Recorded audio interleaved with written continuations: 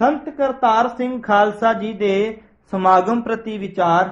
संत बाबा करतार सिंह जी खालसा ਤਾਂ ਆਪਣੀ ਰਸਨਾ ਰਾਹੀਂ ਗੁਰ ਸ਼ਬਦ ਦੀ ਕਥਾ ਕਰਦੇ ਆਮ ਕਿਹਾ ਕਰਦੇ ਸਨ ਕਿ ਗੁਰੂ ਅਸਥਾਨ ਤਾਂ ਸਾਰੇ ਹੀ ਪੂਜਨਯੋਗ ਹਨ, ਪਰ ਇਸ ਰਾਮਪੁਰ ਖੇੜੇ ਦੇ ਸਥਾਨ ਤੇ ਕਥਾ ਕਰਕੇ ਜਾਂ ਸਿਮਰਨ ਦੀ ਹਾਜ਼ਰੀ ਭਰ ਕੇ ਜੋ ਆਨੰਦ ਆਉਂਦਾ ਹੈ ਹੋਰ ਕਿਤੇ ਘੱਟ ਹੀ ਮਿਲਦਾ ਹੈ। ਅਸੀਂ ਤਾਂ ਇਹਨਾਂ 8 ਦਿਨਾਂ ਵਿੱਚ ਸਾਰੇ ਸਾਲ ਲਈ ਆਪਣੇ ਹਿਰਦੇ ਦੀ ਬੈਟਰੀ ਨੂੰ ਚਾਰਜ ਕਰਕੇ ਲੈ ਜਾਂਦੇ ਹਾਂ ਤੇ ਫਿਰ ਉਡੀਕ ਕਰੀਦੀ ਹੈ ਕਿ ਇਹ ਦਿਨ ਕਦੋਂ ਆਉਣ। ਇੱਕ ਸਮਾਗਮ ਦੇ ਅਖੀਰਲੇ ਦਿਨ ਉਹਨਾਂ ਨੇ ਸੰਗਤ ਵਿੱਚ ਕਿਹਾ ਕਿ ਟਕਸਾਲ ਦੇ ਸਿੰਘਾਂ ਵਿੱਚ ਗੁਰਬਾਣੀ ਸਿੱਖਣ, ਗੁਰਬਾਣੀ ਪੜ੍ਹਨ ਅਤੇ ਕੀਰਤਨ ਕਰਨ ਤੇ ਸੁਣਨ ਦੀ ਬੜੀ ਰੁਚੀ ਹੈ, ਪਰ ਇੱਥੇ ਆ ਕੇ ਅਸੀਂ ਜੋ ਨਾਮ ਸਿਮਰਨ ਅਭਿਆਸ ਦੀ ਘਾਟ ਸੀ ਉਸ ਨੂੰ ਵੀ ਪੂਰਾ ਕੀਤਾ ਹੈ। ਸੰਤ ਬਾਬਾ ਕਰਤਾਰ ਸਿੰਘ ਜੀ ਨੇ ਸਾਰੇ ਜਥੇ ਵਿੱਚ ਸਿਮਰਨ ਕਰਨ ਦੀ ਪਰਪਾਟੀ ਚਾਲੂ ਕਰ ਦਿੱਤੀ ਸੀ। ਨਾਮ ਸਿਮਰਨ ਦਾ ਪ੍ਰਭਾਵ ਇਸ ਸਮਾਗਮ ਵਿੱਚ ਇੱਕ ਹੋਰ ਵਾਧਾ ਹੁੰਦਾ ਹੈ ਕਿ ਸਮਾਗਮ ਦੇ ਆਰੰਭ ਵਿੱਚ ਭਾਵੇਂ ਸੈਂਕੜਿਆਂ ਦੀ ਗਿਣਤੀ ਵਿੱਚ ਸੰਗਤ ਹੋਵੇ ਤੇ ਅਖੀਰਲੇ ਦਿਨਾਂ ਵਿੱਚ ਭਾਵੇਂ ਇਹ ਗਿਣਤੀ ਹਜ਼ਾਰਾਂ ਤੱਕ ਪੁੱਜ ਜਾਵੇ, ਇੱਕ ਭੋਰਾ ਜਿੰਨਾ ਵੀ ਰੌਲਾ ਰੱਪਾ ਨਹੀਂ ਪੈਂਦਾ। ਖਾਸ ਕਰਕੇ ਸਿਮਰਨ ਦੇ ਸਮੇਂ ਤਾਂ ਇੰਜ ਮਹਿਸੂਸ ਹੁੰਦਾ ਹੈ ਸ਼ਾਇਦ ਇਸ ਅਸਥਾਨ ਉੱਤੇ ਕੋਈ ਇੱਕ ਵੀ ਬੰਦਾ ਨਹੀਂ ਹੈ। ਭਾਵ ਇੰਨਾ ਇਕਾਂਤ, ਸ਼ਾਂਤ ਤੇ ਇਕਾਗਰ ਵਾਤਾਵਰਣ ਹੁੰਦਾ ਹੈ। ਨਾਮ ਸਿਮਰਨ ਦਾ ਕੁਦਰਤੀ ਇੰਨਾ ਪ੍ਰਭਾਵ ਹੁੰਦਾ ਹੈ ਕਿ ਕੋਈ ਬੱਚਾ ਵੀ ਆਵਾਜ਼ ਨਹੀਂ ਕੱਢਦਾ। ਜੋ ਇਸ ਨਾਮ ਸਿਮਰਨ ਦੇ ਸਮਾਗਮ ਵਿੱਚ ਇੱਕ ਵਾਰ ਵੀ ਹਾਜ਼ਰੀ ਭਰ ਗਿਆ, ਉਹ ਸਾਲ ਭਰ ਉਡੀਕ ਕਰਦਾ ਹੈ ਕਿ ਇਹ ਸੁਭਾਗਾ ਸਮਾਂ ਕਦੋਂ ਪ੍ਰਾਪਤ ਹੋਵੇ। ਉਹ ਜਗਿਆਸੂ ਕਈ ਹੋਰ ਪ੍ਰੇਮ ਮੱਤੀਆਂ ਰੂਹਾਂ ਨੂੰ ਨਾਮ ਧਨ ਦੀ ਰਾਸ ਵਿਹਾਜਣ ਵਾਸਤੇ ਹਰ ਨਾਮੇ ਕੇ ਹੋ ਵਹ ਜੋੜੀ ਜੋਟੀਦਾਰ ਬਣਾ ਕੇ ਲਿਆਉਂਦਾ। ਸੰਤ ਜੀ ਕਥਾ ਅਨੁਸਾਰ ਆਪ ਸਿਮਰਨ ਕਰਦੇ ਅਤੇ ਹਜ਼ਾਰਾਂ ਸੰਗਤਾਂ ਨੂੰ ਸਿਮਰਨ ਵਿੱਚ ਜੋੜਦੇ ਸਨ। ਸਵੇਰੇ 2 ਵਜੇ ਤੋਂ ਰਾਤ 9 ਵਜੇ ਤੱਕ ਕਥਾ ਕੀਰਤਨ ਅਤੇ ਸਿਮਰਨ ਦਾ ਪ੍ਰੋਗਰਾਮ ਚੱਲਦਾ ਸੀ। ਸੰਤ ਗਿਆਨੀ ਕਰਤਾਰ ਸਿੰਘ ਜੀ ਖਾਲਸਾ ਸਵੇਰੇ, ਦੁਪਹਿਰ ਤੇ ਸ਼ਾਮ 3 ਵੇਲੇ ਕਥਾ ਕਰਦੇ ਸਨ। ਨਾਮ ਸਿਮਰਨ ਪ੍ਰਸ਼ਨ। ਵਾਹਿਗੁਰੂ ਮੰਤਰ, ਮੂਲ ਮੰਤਰ ਗੁਰਬਾਣੀ ਤਿੰਨੇ ਇੱਕੋ ਰੂਪ ਹਨ ਕਿ ਵੱਖਰੇ ਵੱਖਰੇ? ਉੱਤਰ, ਗੁਰਬਾਣੀ ਆਦ ਮੂਲ ਮੰਤਰ ਹੀ ਨਾਮ ਹੈ, ਜੋ ਧੁਰੋਂ ਹੀ ਸ੍ਰੀ ਗੁਰੂ ਨਾਨਕ ਦੇਵ ਜੀ ਨੇ ਸੱਚਖੰਡ ਤੋਂ ਜੀਆਂ ਦੇ ਉਧਾਰ ਵਾਸਤੇ ਲਿਆਂਦੀ ਹੈ। ਜੋ ਕੁਝ ਸਿਧਾਂਤ ਮੂਲ ਮੰਤਰ ਵਿੱਚ ਸੂਤਰ ਰੂਪ ਕਰਕੇ ਰੱਖਿਆ ਹੈ, ਉਹ ਸਾਰੇ ਜਪਜੀ ਸਾਹਿਬ ਵਿੱਚ ਗੋਹਜ ਭੇਦ ਸੂਤਰ ਰੂਪ ਕਰਕੇ ਰੱਖੇ ਹਨ। ਉਹੀ ਸਾਰੇ ਸ੍ਰੀ ਗੁਰੂ ਗ੍ਰੰਥ ਸਾਹਿਬ ਜੀ ਵਿੱਚ ਵਿਸਥਾਰ ਨਾਲ ਉਚਾਰਨ ਕੀਤੇ ਹਨ। ਇਸ ਕਰਕੇ ਮੂਲ ਮੰਤਰ, ਗੁਰ ਮੰਤਰ, ਗੁਰਬਾਣੀ ਇੱਕੋ ਰੂਪ ਹਨ। ਸਹਿ ਭੰ ਸ਼ਬਦ ਸਵੰ ਪ੍ਰਕਾਸ਼ ਸਰੂਪ ਦਾ ਨਾਮ ਹੈ। ਉਹ ਸਰੂਪ ਜੋ ਸਾਰੇ ਜੋਤੀਆਂ ਦਾ ਪ੍ਰਕਾਸ਼ਕ ਹੈ, ਆਪ ਆਪਣੇ ਆਪ ਤੋਂ ਪ੍ਰਕਾਸ਼ਵਨ ਹੈ। ਵਾਹੇ ਨਾਮ ਅਚਰਜ ਦਾ ਹੈ, ਗੋ ਅਗਿਆਨ ਦਾ ਅੰਧੇਰਾ ਨਾਸ਼ ਕਰਕੇ ਰੂ ਗਿਆਨ ਦਾ ਪ੍ਰਕਾਸ਼ ਕਰਨ ਵਾਲਾ ਹੈ। ਇਉਂ ਵਾਹਿਗੁਰੂ ਗੁਰ ਮੰਤਰ ਹੈ ਅਤੇ ਇੱਕੋ ਸਰੂਪ ਹੈ। ਸੰਖੇਪ ਰੂਪ ਵਾਕ ਤੇ ਵਿਸਥਾਰ ਰੂਪ ਵਾਕ ਤਾਂ ਤੁਸੀਂ ਸਮਝਦੇ ਹੀ ਹੋ। ਪ੍ਰਸ਼ਨ। ਗੁਰਬਾਣੀ ਦਾ ਪੜ੍ਹਨਾ ਤੇ ਨਾਮ ਦਾ ਜਪਣਾ, ਇਹਨਾਂ ਦੀ ਵੱਖਰੀ ਵੱਖਰੀ ਜ਼ਰੂਰਤ ਹੈ ਕਿ ਨਹੀਂ? ਜਿਹੜਾ ਗੁਰਬਾਣੀ ਦਾ ਪੜ੍ਹਨਾ ਹੈ ਉਸ ਨੂੰ ਨਾਮ ਜਪਣ ਦੀ ਲੋੜ ਹੈ ਕਿ ਨਹੀਂ? ਉੱਤਰ, ਜਿਤਨਾ ਸ੍ਰੀ ਮੁਖਵਾਕ ਬਾਣੀ ਵਿੱਚ ਨਾਮ ਜਪਣ ਦਾ ਉਪਦੇਸ਼ ਹੈ ਉਹ ਸਾਰੀ ਧੁਰ ਕੀ ਬਾਣੀ ਹੈ, ਗੁਰੂ ਹੋ ਕੇ ਉਪਦੇਸ਼ ਦੇ ਰਹੀ ਹੈ। ਬਾਣੀ ਦਾ ਪਾਠ ਕਰਨਾ, ਸਤਿਗੁਰਾਂ ਦੇ ਮੁਖਾਰਬਿੰਦ ਤੋਂ ਸਮਝਣਾ, ਸ਼ਰਧਾਲੂ ਬਣ ਕੇ ਉਪਦੇਸ਼ ਸਰਵਣ ਕਰਨਾ, ਸਤਿਗੁਰਾਂ ਦੇ ਨਾਲ ਪ੍ਰਤੱਖ ਗੱਲਾਂ ਕਰਨੀਆਂ ਹਨ। ਜੋ ਬੇਨਤੀਆਂ ਵਾਲੇ ਵਾਕ ਹਨ ਉਹ ਆਪਣੇ ਵੱਲੋਂ ਸਤਿਗੁਰੂ ਅੱਗੇ ਬੇਨਤੀਆਂ ਕਰਨੀਆਂ ਹਨ। ਜੋ ਸਿੱਖਿਆ ਦੇ ਵਾਕ ਹਨ ਉਹ ਸਤਿਗੁਰਾਂ ਵੱਲੋਂ ਹੁਕਮ ਜਾਣ ਕੇ ਸੁਣਨੇ ਹਨ। ਹਰ ਰੋਜ਼ ਨਿਤਨੇਮ ਕਰਨਾ ਹੈ। ਗੁਰ ਮੰਤਰ ਦਾ ਜਾਪ ਜਦੋਂ ਮਨ ਪੂਰਨ ਇਕਾਗਰ ਹੋ ਕੇ ਇੱਕੋ ਸ਼ਬਦ ਦੀ ਅਰਾਧਨਾ ਚਾਹੇ, ਉਦੋਂ ਵਾਹਿਗੁਰੂ ਮੰਤਰ ਦਾ ਹਰ ਵਕਤ ਸਿਮਰਨ ਦਾ ਰਸ ਆਨੰਦ ਨਿਰਵਖੇਪ ਹੋ ਕੇ ਮੰਨਣਾ ਚਾਹੀਦਾ ਹੈ। ਜਾਪ ਦਾ ਫਲ ਜਾਪਕ ਉਲਟ ਕੇ ਹਰੀ ਦਾ ਰੂਪ ਹੋ ਜਾਂਦਾ ਹੈ। ਜਦੋਂ ਮਨ ਕਦੇ ਟਿਕ ਜਾਵੇ, ਕਦੇ ਸੰਕਲਪਾਂ ਵਿੱਚ ਰੁੜੇ, ਉਦੋਂ ਮੂਲ ਮੰਤਰ ਦਾ ਪਾਠ ਕਰੋ ਤਾਂ ਮਨ ਵਸ ਵਿੱਚ ਆ ਜਾਂਦਾ ਹੈ। ਸਾਰੀਆਂ ਤਾਕਤਾਂ ਵੀ ਆ ਹਾਜ਼ਰ ਹੁੰਦੀਆਂ ਹਨ। ਜਦੋਂ ਮਨ ਪਾਪ ਵਿਕਾਰ ਚਿਤਵੇ, ਇੱਕ ਖਿਣ ਵੀ ਨਾ ਟਿਕੇ, ਉਦੋਂ ਗੁਰਬਾਣੀ ਦਾ ਪਾਠ ਕਰੋ। ਅੰਮ੍ਰਿਤ ਵੇਲੇ ਦਾ ਨਿਤਨੇਮ ਅੰਮ੍ਰਿਤ ਵੇਲੇ ਕਰੋ। ਸ਼ਾਮ ਦਾ ਨਿਤਨੇਮ ਸ਼ਾਮ ਨੂੰ ਸਮੇਂ ਅਨੁਸਾਰ ਜ਼ਰੂਰ ਕਰੋ। ਜੋ ਕਿਸੇ ਔਕੜ ਕਰਕੇ ਨਾ ਹੋ ਸਕੇ ਤਾਂ ਸੌਣ ਤੋਂ ਪਹਿਲਾਂ ਜ਼ਰੂਰ ਕਰ ਲਵੋ। ਅੱਜ ਦਾ ਨਿਤਨੇਮ ਕੱਲ ਤੇ ਨਹੀਂ ਛੱਡਣਾ। ਜੇ ਕਿਸੇ ਬਿਮਾਰੀ ਦੀ ਹਾਲਤ ਵਿੱਚ ਜਿਤਨੇ ਦਿਨ ਨਿਤਨੇਮ ਨਾ ਹੋ ਸਕੇ, ਉਤਨੇ ਦਿਨ ਰੋਜ਼ਾਨਾ ਦੇ ਨਿਤਨੇਮ ਦੇ ਨਾਲ ਰਿਹਾ ਨਿਤਨੇਮ ਵੀ ਕਰੀ ਜਾਵੋ ਅਤੇ ਇਸ ਤਰ੍ਹਾਂ ਪੂਰਾ ਕਰ ਲਵੋ। ਇਸ ਤਰ੍ਹਾਂ ਮਨ ਵਸ ਵਿੱਚ ਆ ਜਾਂਦਾ ਹੈ। 3 ਗੱਲਾਂ ਹੋਰ ਚੇਤੇ ਰੱਖੋ। ਹਉ ਮੈਂ ਤਜਨ ਨਾਮ ਲਿਵ ਲਾਵਨ, ਭਾਣਾ ਮੰਨਣ ਪੰਥ ਇਹ ਪਾਵਨ। ਕਦੇ ਵੀ ਸਰੀਰ ਦੀ, ਪਦਾਰਥਾਂ ਦੀ ਅਤੇ ਗੁਣਾਂ ਦੀ ਹੰਗਤਾ ਨਹੀਂ ਕਰਨੀ, ਕਿਉਂਕਿ ਹਉ ਮੈਂ ਕਰੀ ਤਾਂ ਤੂੰ ਨਾਹੀ, ਤੂੰ ਹੋਵਹਿ ਹਉ ਨਾਹੇ। ਬੁੱਝ ਹੋ ਗਿਆਨੀ ਬੂਝਣਾ, ਇਹ ਅਕਾਥ ਕਥਾ ਮਨ ਮਾਹੇ। ਆਪ ਗਵਾਈਐ ਤਾ ਸਹੁ ਪਾਈਐ, ਔਰ ਕੈਸੀ ਚਤੁਰਾਈ। 8 ਪਹਿਰ ਸਿਮਰਨ ਕਰਨਾ, ਯਥਾ 8 ਪਹਿਰ ਇਕ ਤੈ ਲਿਵੈ। ਮੰਨੇਨ ਹੁਕਮ ਅਪਾਰ, ਜਿਵੇਂ ਵੀ ਪਰਮੇਸ਼ਰ ਕਰੇ ਉਸੇ ਤਰ੍ਹਾਂ ਹੀ ਰਜਾ ਵਿੱਚ ਰਹੇ। ਚੰਗਾ ਜਾਂ ਮੰਦਾ ਜੋ ਹੋ ਰਿਹਾ ਹੈ, ਸਭ ਅਕਾਲ ਪੁਰਖ ਅੰਤਰਜਾਮੀ ਦੇ ਹੁਕਮ ਵਿੱਚ ਹੋ ਰਿਹਾ ਹੈ। ਯਥਾ ਜੋ ਤੂੰ ਕਰਹਿ ਕਰਾਵੇ ਸੁਆਮੀ, ਸਾ ਮਸਲਤ ਪ੍ਰਵਾਨ। ਇਉਂ ਸਿੱਖਿਆ ਗ੍ਰਹਿਣ ਕਰੇ। ਇਉਂ ਤਿੰਨਾਂ ਦੀ ਜ਼ਰੂਰਤ ਹੈ। 5 ਪਿਆਰੇ ਇਸੇ ਕਰਕੇ ਵੱਖੋ ਵੱਖਰਾ ਉਪਦੇਸ਼ ਜਾਪ ਦ੍ਰਿੜ ਕਰਾਉਂਦੇ ਹਨ। ਜੇ ਗੁਰਬਾਣੀ ਨਾ ਪੜ੍ਹੀਏ ਅਤੇ ਕੇਵਲ ਇੱਕ ਮੂਲ ਮੰਤਰ ਜਾਂ ਗੁਰਮੰਤਰ ਦਾ ਹੀ ਜਾਪ ਕਰੀਏ ਤਾਂ ਮਨ ਮੂਲ ਮੰਤਰ ਜਾਂ ਗੁਰਮੰਤਰ ਨੂੰ ਅੜੀ ਨਾਲ ਛੱਡ ਦਿੰਦਾ ਹੈ। ਲਾਇਆ ਹੋਇਆ ਨਹੀਂ ਲੱਗਦਾ, ਬੇਰਸੀ ਕਰਦਾ ਹੈ। ਮਨ ਫੋਕਾ ਅਤੇ ਖਾਲੀ ਰਹਿ ਜਾਂਦਾ ਹੈ। ਉਦੋਂ ਗੁਰਬਾਣੀ ਦਾ ਪਾਠ ਕਰਨਾ ਮਨ ਦੇ ਕਾਬੂ ਕਰਨ ਦਾ ਕਾਰਨ ਹੈ।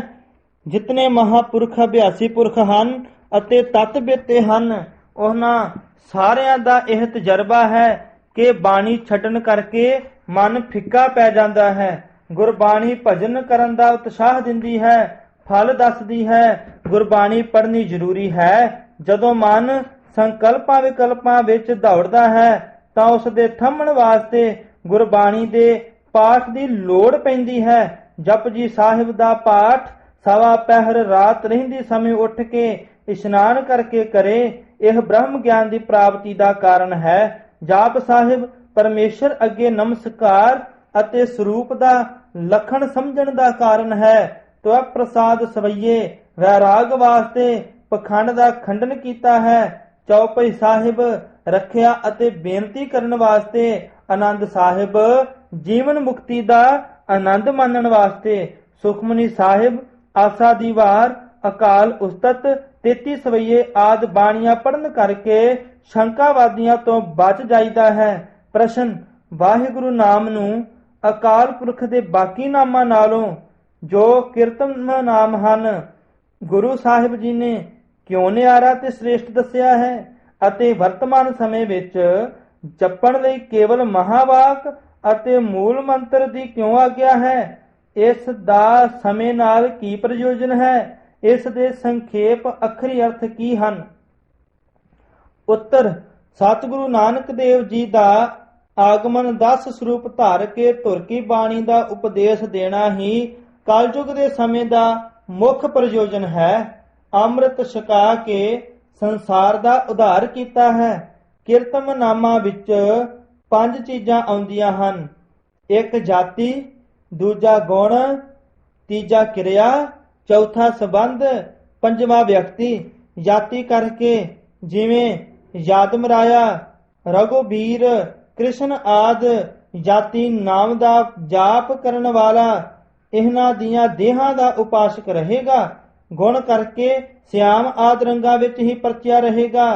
ਕਿਰਿਆ ਕਰਕੇ ਰਾਧਾ ਰਮਨ ਆਦਿਕਾਂ ਦੇ ਕੌਤਕਾਂ ਕਰਕੇ ਉਹਨਾਂ ਵਿੱਚ ਹੀ ਪਰਚਿਆ ਰਹੇਗਾ। ਸੰਬੰਧ ਕਰਕੇ ਨੰਦ ਕੋ ਨੰਦਨ ਹੀ ਲੋਕ ਸਮਝਦੇ ਰਹਿਣਗੇ।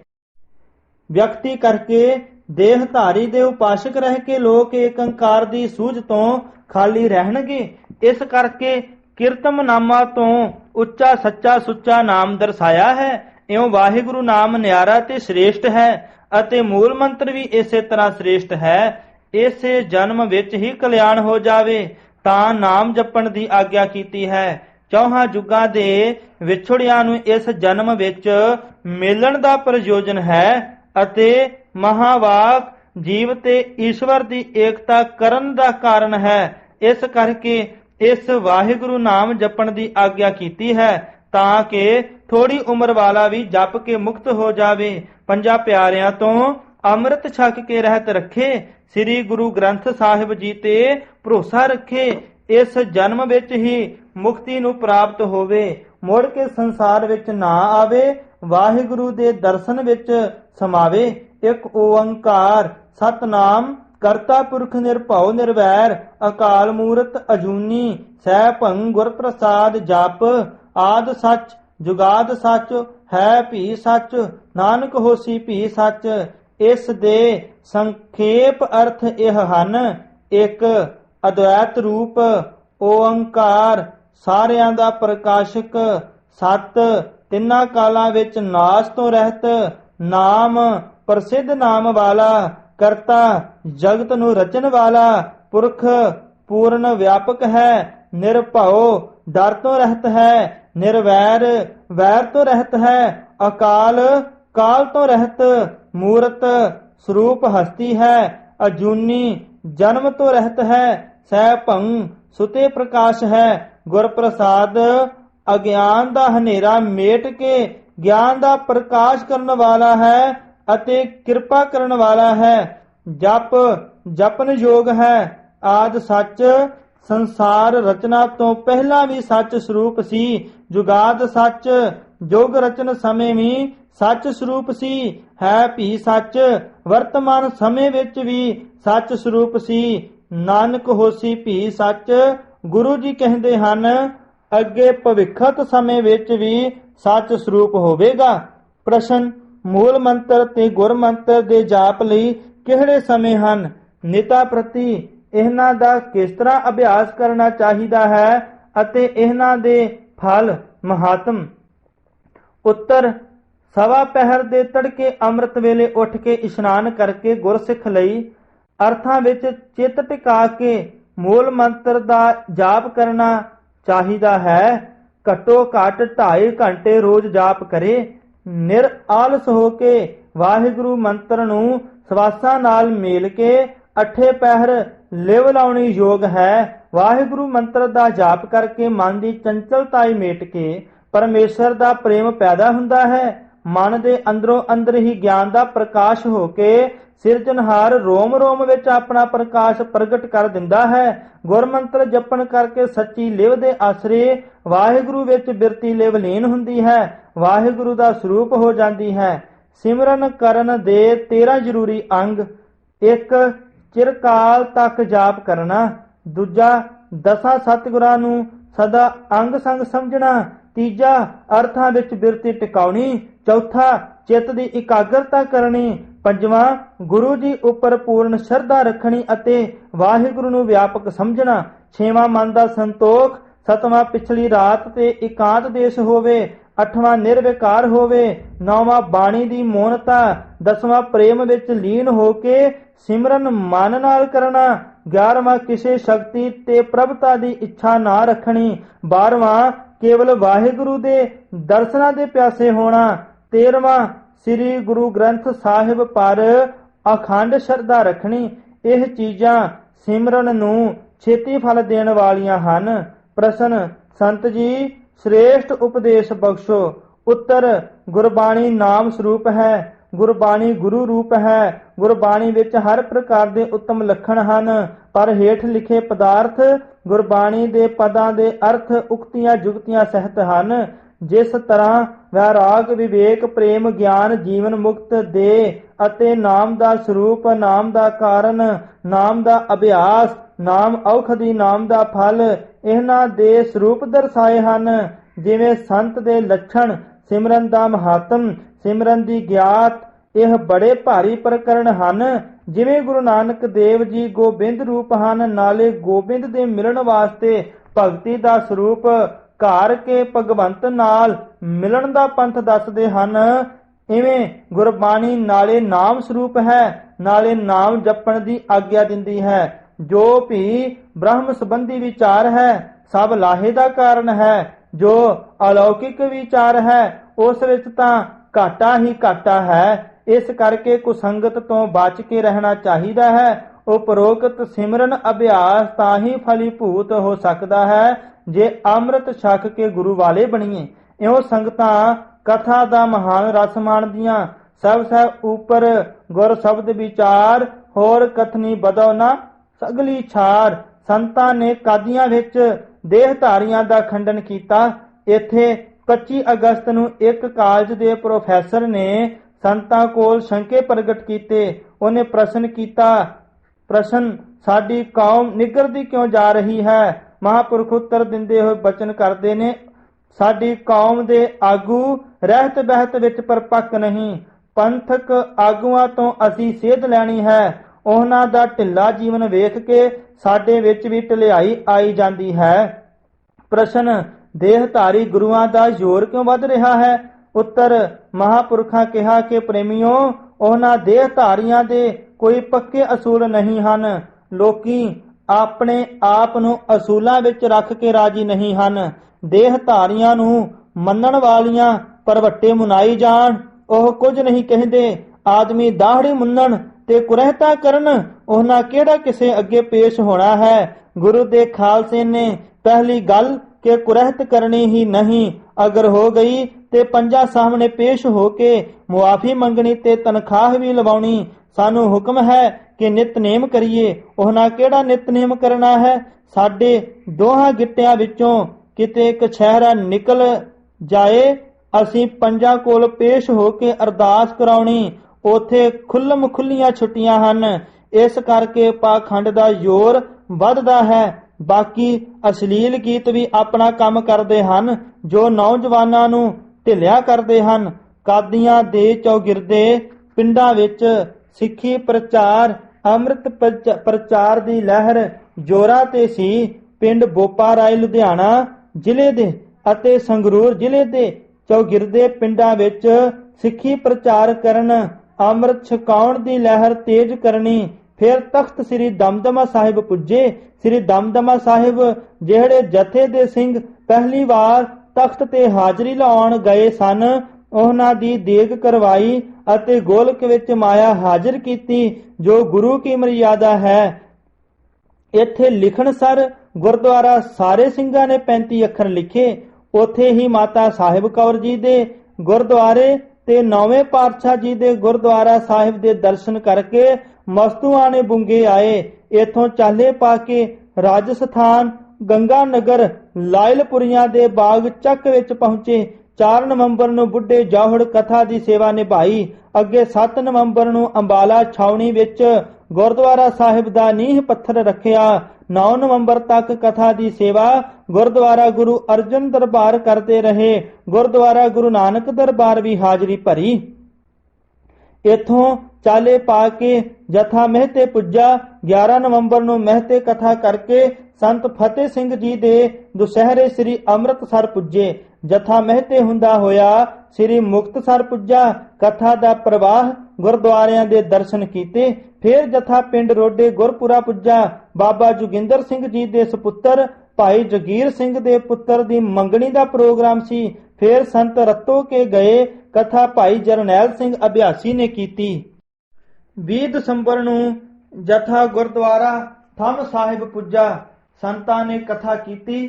ਇਹ ਥੰਮ ਸ੍ਰੀ ਗੁਰੂ ਅਮਰਦਾਸ ਜੀ ਦੇ ਸਮੇਂ ਦਾ ਸੁਭਾਏਮਾਨ ਸੀ, ਪਰ 1965 ਦੀ ਜੰਗ ਸਮੇਂ ਪਾਕਿਸਤਾਨ ਫੌਜ ਚੁੱਕ ਕੇ ਲੈ ਗਈ ਸੀ।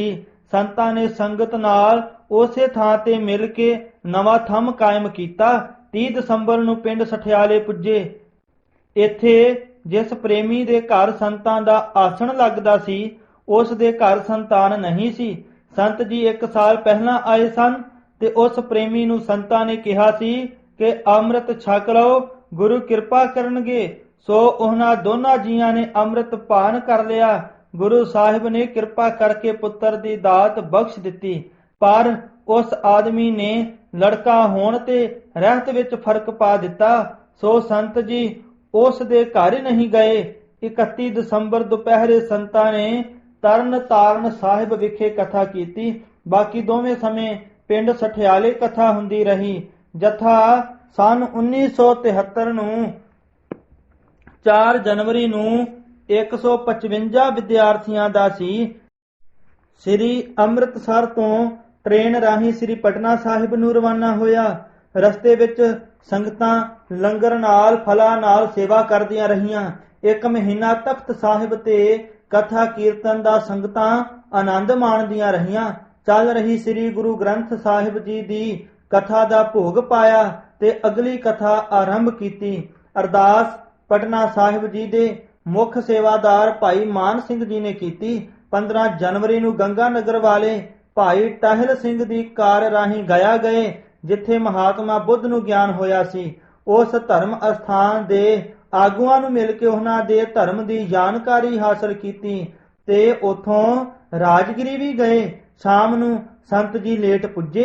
21 ਜਨਵਰੀ ਨੂੰ ਸੰਤਾਂ ਨੇ ਕਥਾ ਕਰਨ ਤੋਂ ਉਪਰੰਤ ਗਿਆਨੀ ਮਾਨ ਸਿੰਘ ਜੀ ਨੇ ਦਸਮ ਪਿਤਾ ਜੀ ਦੇ ਬਾਲ ਕੌਤਕਾਂ ਦਾ ਜ਼ਿਕਰ ਕੀਤਾ।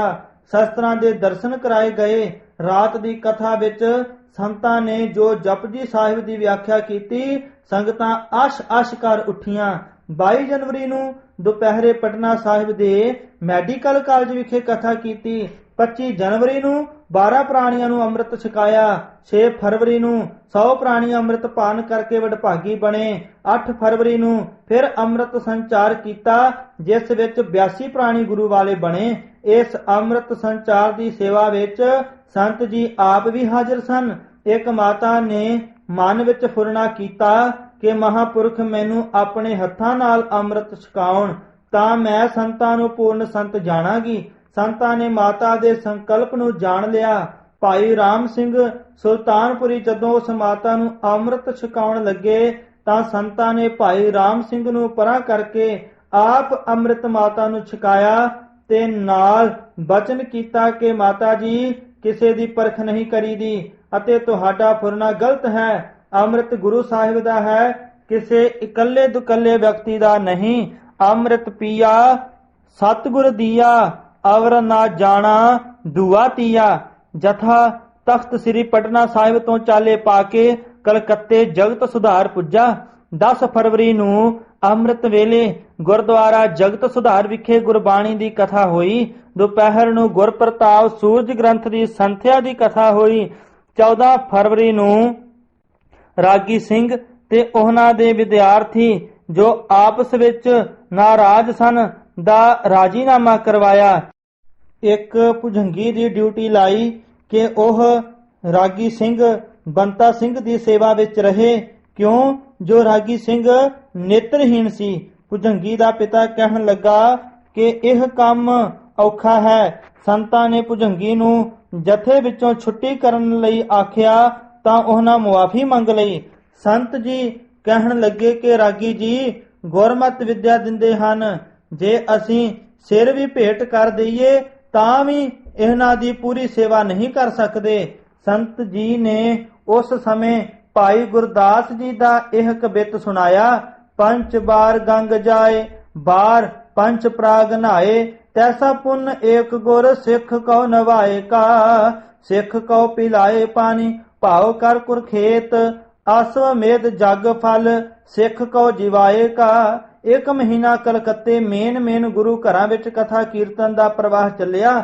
ਸੈਂਕੜੇ ਮਾਈ ਭਾਈ ਨੇ ਅੰਮ੍ਰਿਤ ਦੀ ਦਾਤ ਪ੍ਰਾਪਤ ਕੀਤੀ। ਪ੍ਰੇਮੀਆਂ ਸਾਰੇ ਜਥੇ ਨੂੰ ਸਾਰੇ ਸ਼ਹਿਰ ਕਲਕੱਤੇ ਦੀ ਸੈਰ ਕਰਾਈ। 10 ਮਾਰਚ ਨੂੰ ਐਕਸਪ੍ਰੈਸ ਗੱਡੀ ਰਾਹੀਂ ਸਾਰਾ ਜਥਾ ਹਜ਼ੂਰ ਸਾਹਿਬ ਤੁਰਿਆ। ਰਸਤੇ ਵਿੱਚ ਮਨਵਾੜ ਸਟੇਸ਼ਨ ਤੇ ਉਤਰ ਕੇ ਗੁਰਦੁਆਰਾ ਪਾਤਸ਼ਾਹੀ 10ਵੀਂ ਗੁਪਤਸਰ ਦੇ ਦਰਸ਼ਨ ਕੀਤੇ। ਲੰਗਰ ਛਕ ਕੇ ਹਜੂਰ ਸਾਹਿਬ ਨੂੰ ਜਥਾ ਰਵਾਨਾ ਹੋਇਆ।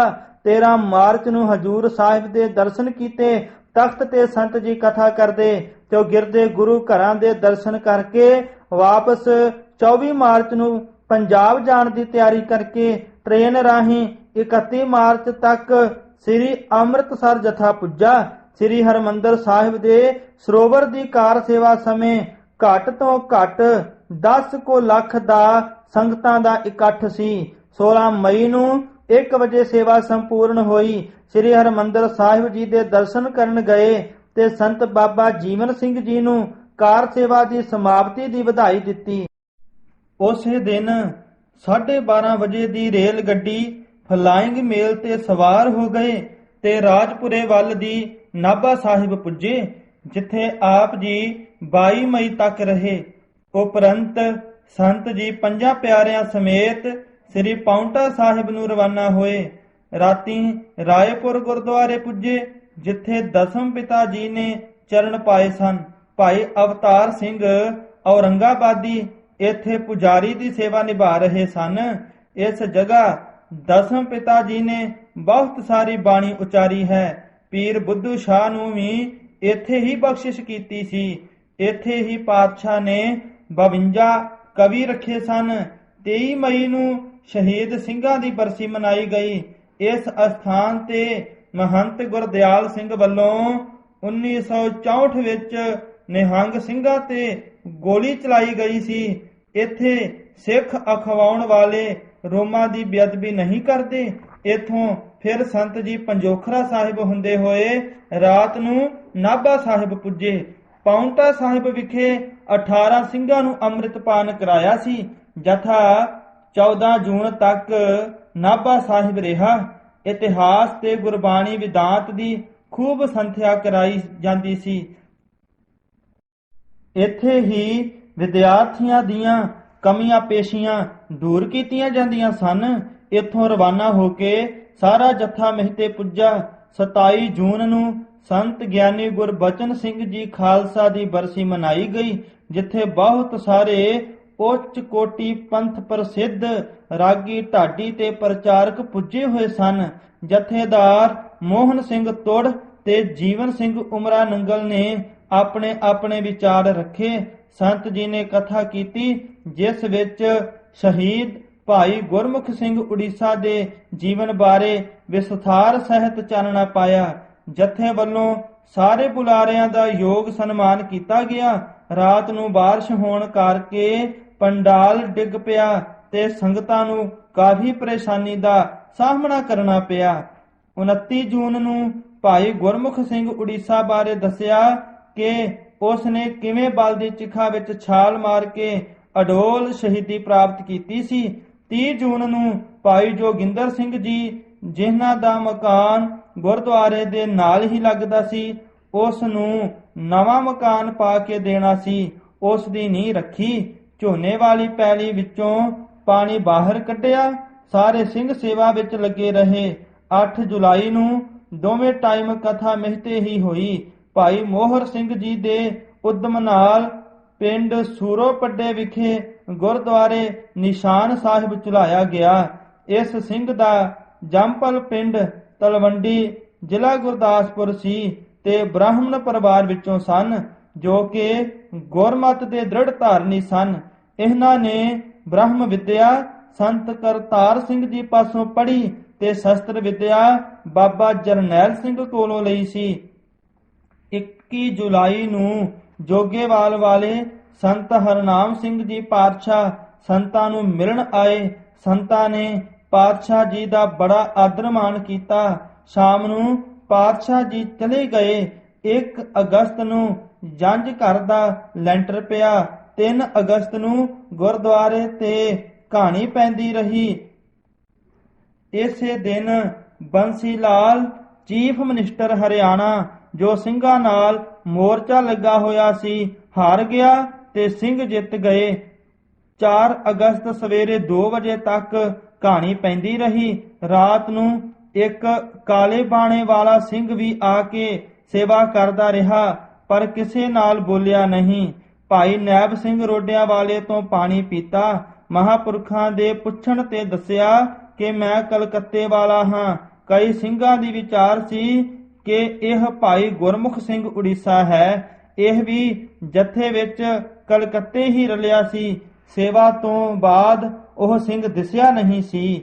27 ਅਗਸਤ ਨੂੰ ਗੁਰੂ ਗ੍ਰੰਥ ਸਾਹਿਬ ਜੀ ਦੇ ਪ੍ਰਕਾਸ਼ ਦਿਵਸ ਦੀ ਖੁਸ਼ੀ ਵਿੱਚ ਸ੍ਰੀ ਅਖੰਡ ਪਾਠ ਆਰੰਭ ਹੋਇਆ ਤੇ ਜਿਸ ਦਾ ਭੋਗ 29 ਅਗਸਤ ਨੂੰ ਪਿਆ ਤੇ ਇਸ ਦਿਨ ਗੁਰਪੁਰਬ ਬੜੀ ਸ਼ਰਧਾ ਨਾਲ ਮਨਾਇਆ। ਆਤਿਸ਼ਬਾਜ਼ੀ ਵੀ ਚਲਾਈ। 30 ਅਗਸਤ ਨੂੰ ਜਥਾ ਪਹਿਲੇ ਪੜਾਅ ਵਿੱਚ ਪਿੰਡ ਨੰਗਲੀ ਪੁੱਜਾ। 4 ਸਤੰਬਰ ਨੂੰ ਗੁਰਦੁਆਰਾ ਟਿੱਬਾ ਹੁਸ਼ਿਆਰਪੁਰ ਅਤੇ 11 ਤੋਂ 14 ਸਤੰਬਰ ਤੱਕ ਪਿੰਡ ਬੈਂਸ ਕਥਾ ਕੀਰਤਨ ਦਾ ਪ੍ਰਵਾਹ ਚਲਾਇਆ। ਇਥੋਂ ਜਥਾ ਨਾਰੰਗਵਾਲ ਚਲਾ ਗਿਆ ਜਿੱਥੇ 21 ਸਤੰਬਰ ਤੱਕ ਗੁਰਮਤਿ ਦਾ ਪ੍ਰਚਾਰ ਕੀਤਾ ਗਿਆ।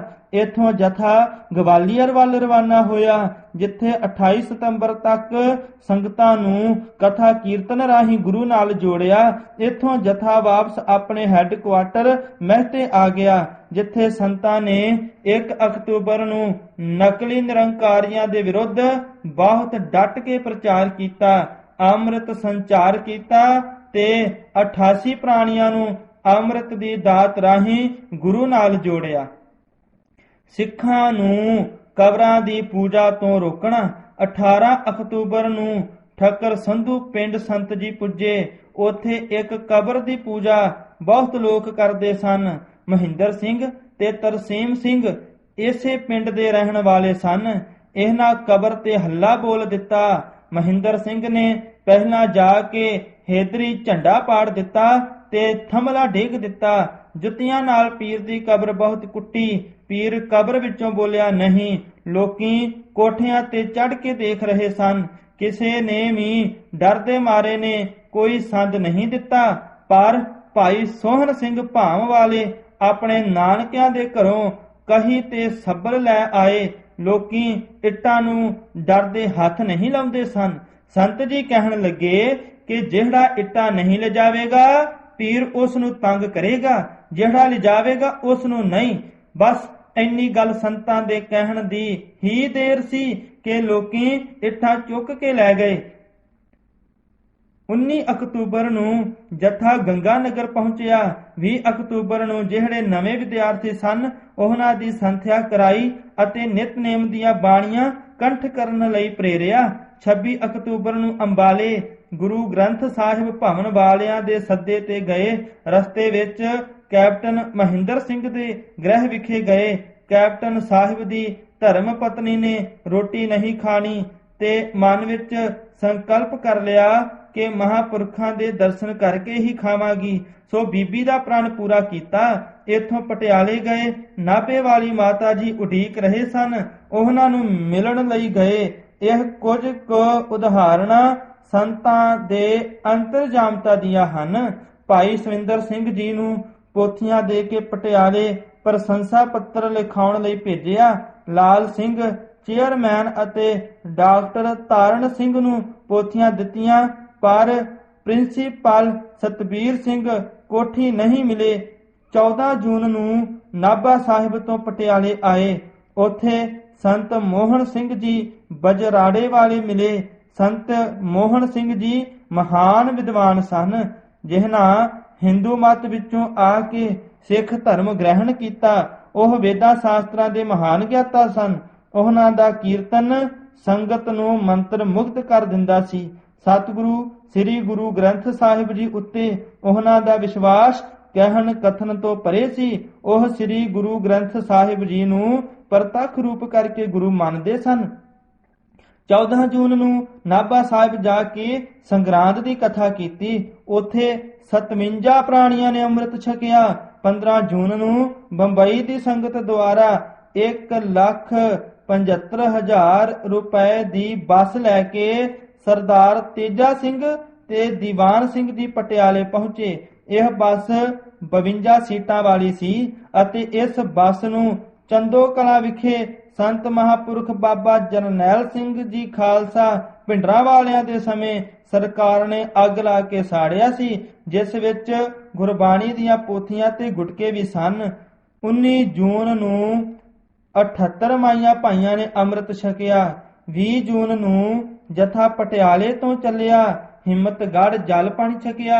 ਰਸਤੇ ਵਿੱਚ ਫਤਿਹਗੜ੍ਹ ਸਾਹਿਬ, ਜੋਤੀ ਸਰੂਪ ਭੱਠਾ ਸਾਹਿਬ, ਮਾਤਾ ਜੀ ਦੇ ਬੁਰਜ ਆਦਿ ਗੁਰਦੁਆਰਿਆਂ ਦੇ ਦਰਸ਼ਨ ਕਰਨ ਉਪਰੰਤ ਜਥਾ ਪਨਿਆਲੀ ਪਹੁੰਚਿਆ। ਇਹ ਨਗਰ ਤਖਤ ਸ੍ਰੀ ਕੇਸਗੜ੍ਹ ਦੇ ਹੈੱਡ ਗ੍ਰੰਥੀ ਗਿਆਨੀ ਮਹਿੰਦਰ ਸਿੰਘ ਜੀ ਦਾ ਹੈ। ਜਥੇ ਨੇ ਅੱਗੇ ਪਿੰਡ ਗਣੇਸ਼ਪੁਰ ਪੁੱਜ ਕੇ ਲੰਗਰ ਛਕਿਆ। ਅੰਮ੍ਰਿਤ ਸੰਚਾਰ ਹੋਇਆ।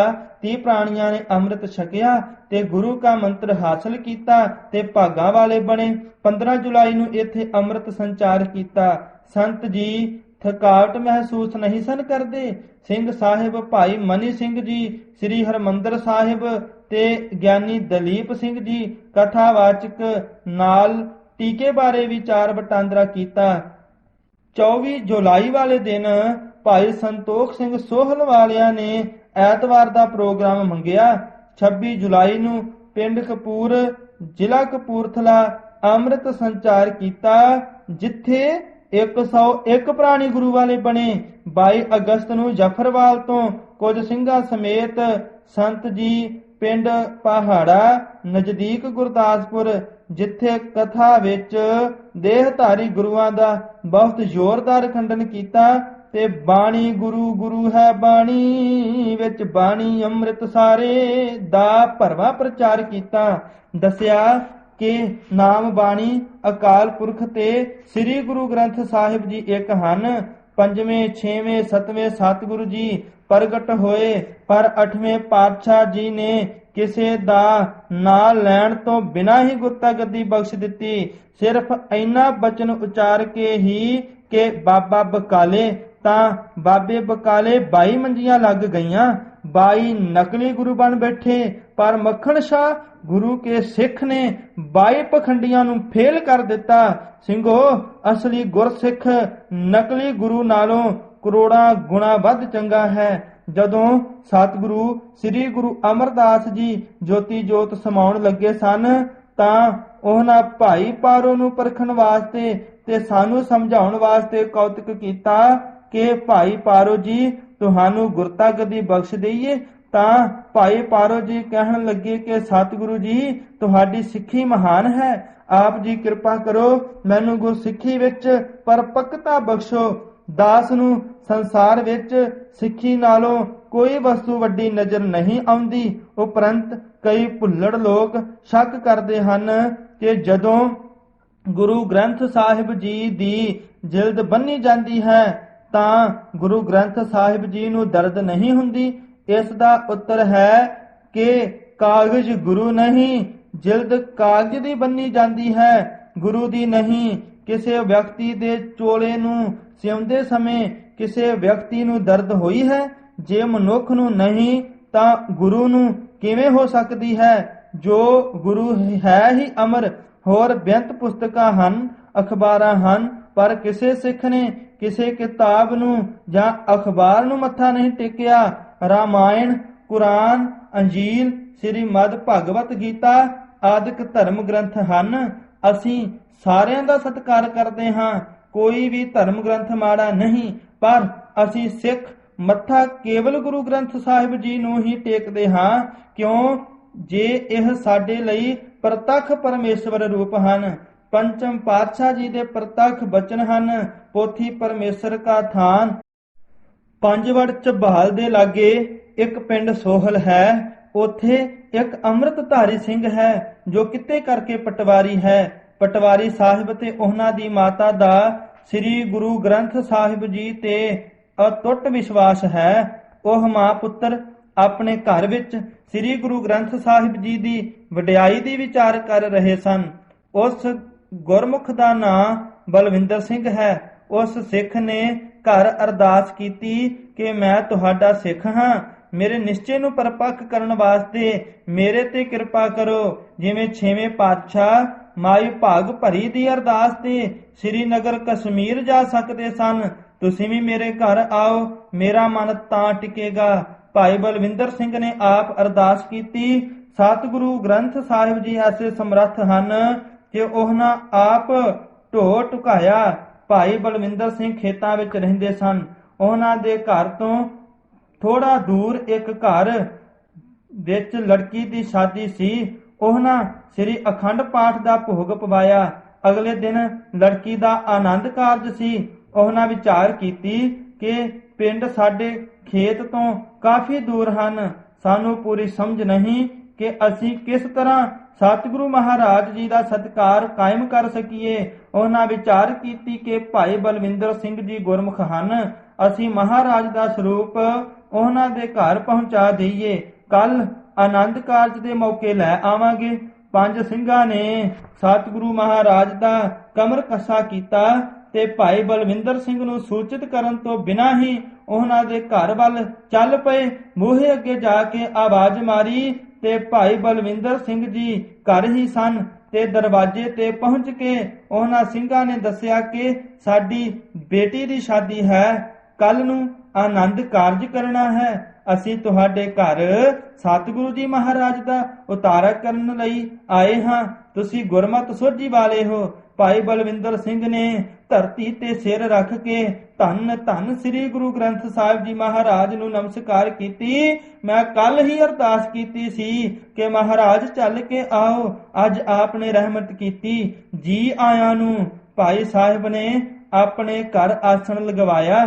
ਇਸ ਤਰ੍ਹਾਂ ਦੇ ਸਮਰੱਥ ਹਨ ਸਤਿਗੁਰੂ ਜੀ। ਘੱਟ ਘੱਟ ਦੀ ਜਾਣਨ ਵਾਲੇ ਸੰਤਾਂ ਨੂੰ ਕਿਸੇ ਨੇ ਸਵਾਲ ਕੀਤਾ, ਤੁਸੀਂ ਸਿੱਖ ਹੋ ਕੇ ਇਸ਼ਨਾਨ ਕਰਦੇ ਹੋ, ਸਤਿਗੁਰੂ ਗ੍ਰੰਥ ਸਾਹਿਬ ਜੀ ਮਹਾਰਾਜ ਇਸ਼ਨਾਨ ਕਿਉਂ ਨਹੀਂ ਕਰਦੇ?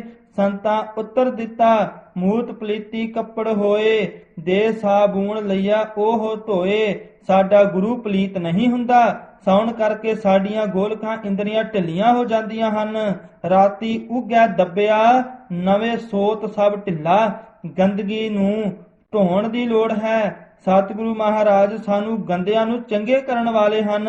ਦੇਹ ਧਾਰੀ ਇਤਬਾਰਯੋਗ ਨਹੀਂ। ਕੋਈ ਵਿਅਕਤੀ ਕਿਸੇ ਦੇਹ ਧਾਰੀ ਗੁਰੂ ਨੂੰ ਆਪਣੇ ਘਰ ਰੱਖੇ ਤੇ ਉਸ ਦੀ ਸੇਵਾ ਲਈ ਆਪਣੀ ਨੌਜਵਾਨ ਲੜਕੀ ਰੱਖੇ, ਸਮਾਜ ਤੋਂ ਉਂਗਲਾਂ ਉੱਠਣਗੀਆਂ ਕਿ ਇਸ ਵਿਅਕਤੀ ਦੀ ਮੱਤ ਮਾਰੀ ਗਈ ਹੈ।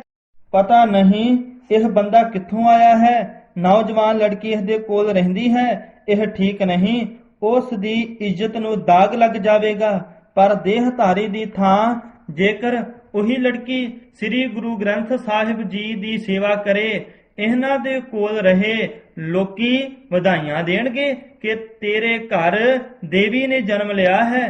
ਪਾਖੰਡੀ ਦੇਹ ਧਾਰੀ ਤੇ ਸ਼ੰਕਾ ਕਰਨਗੇ। ਵਿਅਕਤੀ ਕਿਸੇ ਮੌਕੇ ਵੀ ਗਿਰ ਸਕਦਾ ਹੈ, ਕਿਉਂਕਿ ਸਾਡੇ ਸਰੀਰਾਂ ਦੀ ਉਤਪਤੀ ਕਾਮ ਤੋਂ ਹੋਈ ਹੈ। ਕਾਮ ਤੋਂ ਪੈਦਾ ਹੋਇਆ ਇਨਸਾਨ ਕਾਮ ਰਹਿਤ ਨਹੀਂ ਹੋ ਸਕਦਾ।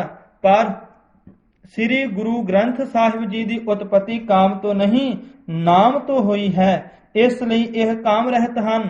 ਮਨੁੱਖ ਕ੍ਰੋਧੀ ਹੈ, ਹੰਕਾਰੀ ਹੈ, ਮੋਹ ਅਧੀਨ ਹੈ। ਪਰ ਸਤਿਗੁਰੂ ਮਹਾਰਾਜ ਵਿੱਚ ਇੱਕ ਵੀ ਅਜਿਹਾ ਔਗਣ ਨਹੀਂ। ਸੰਤ ਮੱਘਰ ਸਿੰਘ ਜੀ ਕਥਾ ਕਰ ਰਹੇ ਸਨ ਤੇ ਉਹਨਾਂ ਨੇ ਜ਼ਿਕਰ ਕੀਤਾ ਕਿ ਸ੍ਰੀ ਗੁਰੂ ਗ੍ਰੰਥ ਸਾਹਿਬ ਵਿੱਚ ਸਾਰੇ ਗੁਣ ਹਨ, ਪਰ ਇੱਕ ਚੀਜ਼ ਨਹੀਂ ਹੈ, ਉਹ ਹੈ ਝੂਠ। ਜਿਸ ਸਮੇਂ ਕਲਗੀਧਰ ਪਾਤਸ਼ਾਹ ਸਤਿਗੁਰੂ ਗੋਬਿੰਦ ਸਿੰਘ ਜੀ ਨੇ ਗੁਰੂ ਗ੍ਰੰਥ ਸਾਹਿਬ ਜੀ ਮਹਾਰਾਜ ਨੂੰ ਗੱਦੀ ਦਿੱਤੀ ਤੇ ਕਿਹਾ ਕਿ ਸਿੰਘੋ, ਤੁਹਾਨੂੰ ਅਮਰ ਗੁਰੂ ਦੇ ਲੜ ਲਾ ਚੱਲੇ ਹਾਂ। ਮਹਾਂਪੁਰਖਾਂ ਦੀਆਂ ਬਰਸੀਆਂ ਮਨਾਈਆਂ ਜਾਂਦੀਆਂ ਹਨ, ਕਿਉਂ? ਜੋ ਆਇਆ ਹੈ ਉਹਨੇ ਜਾਣਾ ਹੈ। ਪਰ ਸਤਿਗੁਰੂ ਸ੍ਰੀ ਗੁਰੂ ਗ੍ਰੰਥ ਸਾਹਿਬ ਜੀ ਦੀ ਬਰਸੀ ਨਹੀਂ ਮਨਾਈ ਜਾਵੇਗੀ। ਮਹਾਂਪੁਰਖਾਂ ਨੇ ਖਾਲਸਾ ਜੀਵਨ ਵਿੱਚ ਦੇਹ ਧਾਰੀਆਂ ਦੇ ਖੰਡਨ ਬਾਰੇ ਲਿਖਿਆ ਹੈ। ਉਸ ਸ਼ਾਮ ਪ੍ਰਚਾਰ ਵਿੱਚ ਸੰਤਾਂ ਨੇ ਕਿਹਾ ਕਿ ਜਿਹਨਾਂ ਵੀ ਗੁਲਾਬ ਰਾਏ ਵਰਗਿਆਂ ਨੇ ਗੁਰੂ ਜੀ ਦੀ ਰੀਸ ਕਰਨੀ ਚਾਹੀ, ਉਹਨਾਂ ਦਾ ਸੰਸਾਰ ਵਿੱਚ ਕੋਈ ਨਾਮ ਨਹੀਂ ਰਿਹਾ। 16 ਸਤੰਬਰ ਨੂੰ ਘੁਮਾਣ ਪਹੁੰਚੇ। ਸ੍ਰੀ ਹਰਗੋਬਿੰਦਪੁਰ ਅੱਸੂ ਦੀ ਸੰਗਰਾਂਦ ਦੀ ਕਥਾ ਕੀਤੀ। 17 ਸਤੰਬਰ ਨੂੰ ਸੰਤ ਬਾਬਾ ਕਰਤਾਰ ਸਿੰਘ ਜੀ ਬਰਿਆਰਾ ਵਾਲਿਆਂ ਦੇ ਘਰ ਜਲ ਪਾਣੀ ਛਕਿਆ।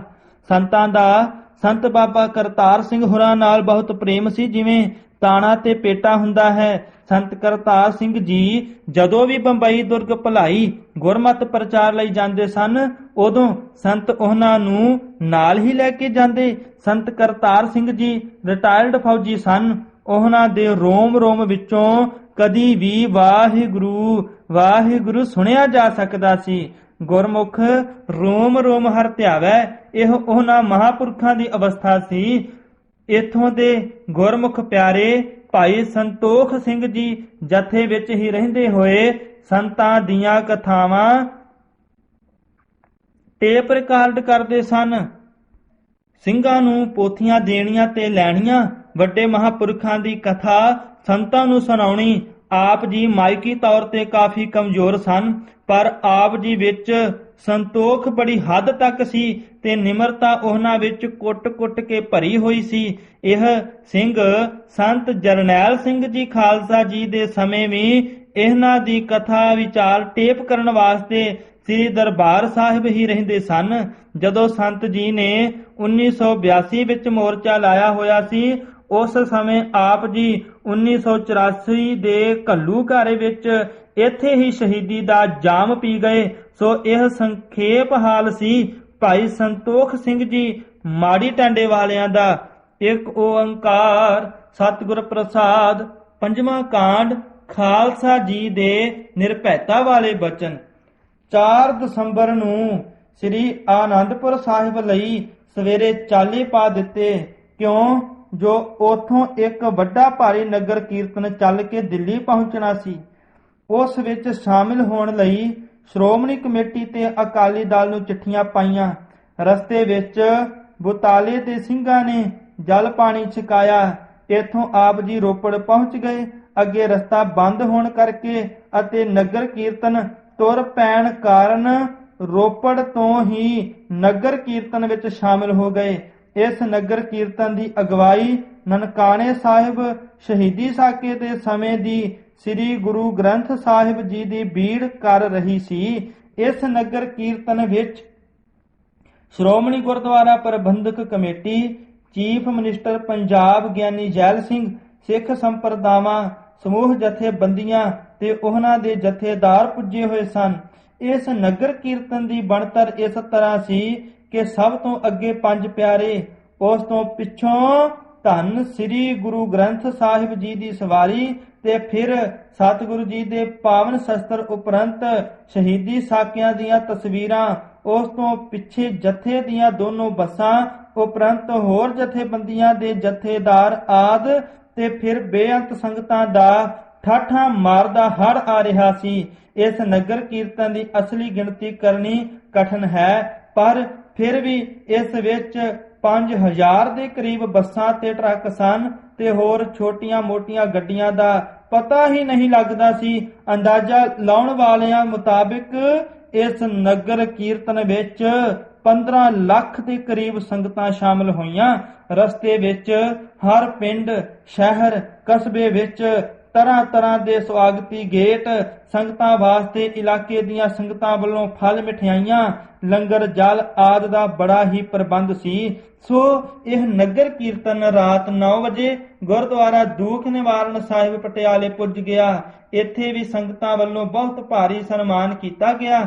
ਦੀਵਾਨ ਵਿੱਚ ਸੰਤਾਂ ਨੇ ਕਿਹਾ ਕਿ ਭਾਈ ਸਾਡੇ ਗੁਰਪੁਰਬ ਮਨਾਉਣ ਦਾ ਤਾਂ ਹੀ ਲਾਭ ਹੋਵੇਗਾ ਜੇ ਆਪਾਂ ਮਨਮਤ ਛੱਡ ਕੇ ਗੁਰਮਤ ਗ੍ਰਹਿਣ ਕਰਾਂਗੇ। ਜਿਵੇਂ ਸ਼ਰਾਬ, ਮਾਸ, ਰੋਮਾ ਦੀ ਬੇਅਦਬੀ ਆਦਿ ਕੁਰੀਤੀਆਂ ਛੱਡ ਕੇ ਅੰਮ੍ਰਿਤ ਛਕ ਕੇ ਧੰਨ ਸ੍ਰੀ ਗੁਰੂ ਗ੍ਰੰਥ ਸਾਹਿਬ ਜੀ ਦੇ ਲੜ ਲੱਗ ਜਾਈਏ। ਸੋ ਸੰਤਾਂ ਨੇ ਕਿਹਾ ਕਿ ਭਾਈ ਜਿਹੜੇ ਇਹਨਾਂ ਗੱਲਾਂ ਤੇ ਪਹਿਰਾ ਦੇਣਾ ਚਾਹੁੰਦੇ ਹਨ ਉੱਠ ਕੇ ਖੜੇ ਹੋਣ। ਸੋ ਇੱਥੇ ਤਕਰੀਬਨ 30,000 ਪ੍ਰਾਣੀਆਂ ਨੇ ਬਚਨ ਦਿੱਤਾ। ਉਪਰੰਤ ਸੰਤ ਜੀ ਨੇ ਕਿਹਾ ਕਿ ਜਿਹੜੇ ਵਿਦਵਾਨ, ਪ੍ਰਚਾਰਕ, ਕਵੀ, ਰਾਗੀ ਢਾਡੇ ਢਿੱਲੇ ਜੀਵਨ ਵਾਲੇ ਹਨ ਉਹਨਾਂ ਨੂੰ ਸਟੇਜ ਤੇ ਨਾ ਬੋਲਣ ਦਿੱਤਾ ਜਾਵੇ। ਸੰਗਤਾਂ ਨੇ ਇਸ ਦੀ ਪ੍ਰਵਾਨਗੀ ਦਿੱਤੀ। 5 ਦਸੰਬਰ ਨੂੰ ਸਵੇਰੇ ਦੂਖ ਨਿਵਾਰਨ ਸਾਹਿਬ ਵਿਖੇ 1.25 ਘੰਟਾ ਗੁਰੂ ਘਰ ਦੀ ਵਿਚਾਰ ਹੋਈ। ਉਪਰੰਤ ਸਿਰੋਪਾ ਬਖਸ਼ਿਸ਼ ਕਰਨ ਲੱਗੇ ਤਾਂ ਸੰਤ ਜੀ ਕਹਿਣ ਲੱਗੇ ਕਿ ਇਹ ਗੁਰਦੁਆਰਾ ਸਾਹਿਬ ਵੱਲੋਂ ਹੈ, ਇਸ ਲਈ ਆਪ ਜੀ ਜ਼ਰੂਰ ਹੀ ਦਿੱਲੀ ਪਹੁੰਚੋ। ਗੁਰੂ ਪੰਥ ਦਾ ਹੁਕਮ ਮੰਨ ਕੇ ਨਗਰ ਕੀਰਤਨ ਦੇ ਨਾਲ ਗਏ ਅਤੇ ਨਗਰ ਕੀਰਤਨ ਭਵਾਨੀਗੜ੍ਹ ਸਮਾਣਾ ਤੋਂ ਹੁੰਦਾ ਹੋਇਆ ਰਾਤ 10 ਵਜੇ ਪਿਹੋਵਾ ਸਾਹਿਬ ਪਹੁੰਚਿਆ। 11 ਵਜੇ ਮਹਾਂਪੁਰਖਾਂ ਪ੍ਰਚਾਰ ਕੀਤਾ। ਉੱਥੇ ਪੰਜਾਬ ਤੇ ਹਰਿਆਣਾ ਦੇ ਮੁੱਖ ਮੰਤਰੀ ਸਾਰੇ ਅਕਾਲੀ ਲੀਡਰ ਮੌਜੂਦ ਸਨ।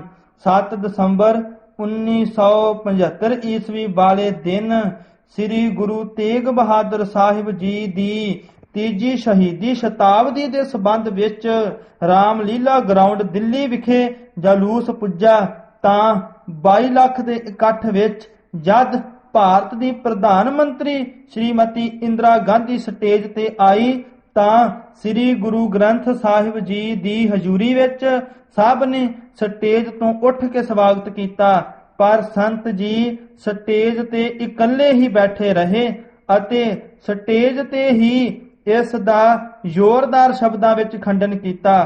ਕੁਝ ਲੀਡਰਾਂ ਨੇ ਕਿਹਾ, ਸਾਡੀ ਬੇਨਤੀ ਹੈ ਕਿ ਜਿਵੇਂ ਪਹਿਲਾਂ ਪ੍ਰਧਾਨ ਮੰਤਰੀ ਜੀ ਨੇ ਪੰਜਾਬ ਵਿੱਚ ਰਿਸ਼ਤੇਦਾਰੀ ਪਾਈ ਹੈ, ਉਸੇ ਤਰ੍ਹਾਂ ਦੂਜੇ ਲੜਕੇ ਦੀ ਸ਼ਾਦੀ ਵੀ ਪੰਜਾਬ ਵਿੱਚ ਕੀਤੀ ਜਾਵੇ। ਲੀਡਰਾਂ ਨੇ ਇਹ ਸ਼ਬਦ ਵੀ ਕਹੇ ਕਿ ਜਿਸ ਦਿੱਲੀ ਦੇ ਤਖਤ ਤੋਂ ਸਿੱਖਾਂ ਨੂੰ ਫਤਵੇ ਦਿੱਤੇ ਜਾਂਦੇ ਹਨ, ਉਹ ਤਖਤ ਅੱਜ ਸ੍ਰੀ ਗੁਰੂ ਤੇਗ ਬਹਾਦਰ ਜੀ ਨੂੰ ਸੀਸ ਨਿਵਾਉਣ ਆਇਆ ਹੈ। ਸੰਤਾਂ ਦੇ ਬੋਲਣ ਦਾ ਸਮਾਂ 25 ਮਿੰਟ ਸੀ। ਪ੍ਰਧਾਨ ਮੰਤਰੀ ਤੋਂ ਬਾਅਦ ਸਿਰ ਜਾਵੇ ਤਾਂ ਜਾਵੇ, ਮੇਰਾ ਸਿੱਖੀ ਸਿਦਕ ਨਾ ਜਾਵੇ। ਸੰਤਾਂ ਨੇ ਇਸ ਧਾਰਨਾ ਤੋਂ ਪ੍ਰਚਾਰ ਸ਼ੁਰੂ ਕੀਤਾ ਅਤੇ ਰਹਿਤਨਾਮੇ ਦੇ ਬਚਨ ਸੁਣਾਏ। ਕੰਨਿਆ ਦੇਵੈ ਸਿੱਖ ਕੋ ਲੈਵੈ ਨਹਿ ਕਿਛ ਦਾਮ, ਸੋਈ ਮੇਰਾ ਸਿੱਖ ਹੈ ਪਹੁੰਚੇ ਗੁਰ ਕੇ ਧਾਮ। ਅਤੇ ਇਸ ਸਮੇਂ ਸਟੇਜ ਤੋਂ ਕੀਤੀ ਇਸ ਮੰਗ ਦਾ ਖੰਡਨ ਕੀਤਾ ਕਿ ਇੰਦਰਾ ਗਾਂਧੀ ਦੂਜੇ ਮੁੰਡੇ ਦਾ ਰਿਸ਼ਤਾ ਵੀ ਪੰਜਾਬ ਨਾਲ ਜੋੜੇ। ਸੰਤਾਂ ਨੇ ਕਿਹਾ, ਪਹਿਲਾਂ ਰਾਜਪੂਤ ਰਾਜੇ ਅਕਬਰ ਨੂੰ ਧੀਆਂ ਦੇ ਡੋਲੇ ਦੇ ਕੇ ਰਾਜ ਕਰਦੇ ਸਨ, ਅੱਜ ਸਿੱਖ ਵੀ ਇਹੋ ਜਿਹੀਆਂ ਗੱਲਾਂ ਕਰਨਾ ਚਾਹੁੰਦੇ ਹਨ। ਲਾਹਨਤ ਹੈ ਸਾਡੇ ਤੇ ਜੇ ਅਸੀਂ ਉਹਨਾਂ ਦੀ ਰੀਸ ਕਰੀਏ। ਇਸ ਲਈ ਮੋਨੇ ਪਤਤ ਨਾਲ ਕਿਸੇ ਸਿੱਖ ਨੂੰ ਆਪਣੀ ਬੀਬੀ ਦਾ ਰਿਸ਼ਤਾ ਨਹੀਂ ਕਰਨਾ ਚਾਹੀਦਾ। ਦੂਜੀ ਗੱਲ ਦਾ ਉੱਤਰ ਦਿੰਦੇ ਹੋਏ ਕਿਹਾ, ਇਹਨਾਂ ਨੂੰ ਦਿੱਲੀ ਦਾ ਤਖਤ ਦਿਵਾਇਆ ਕਿਸ ਨੇ?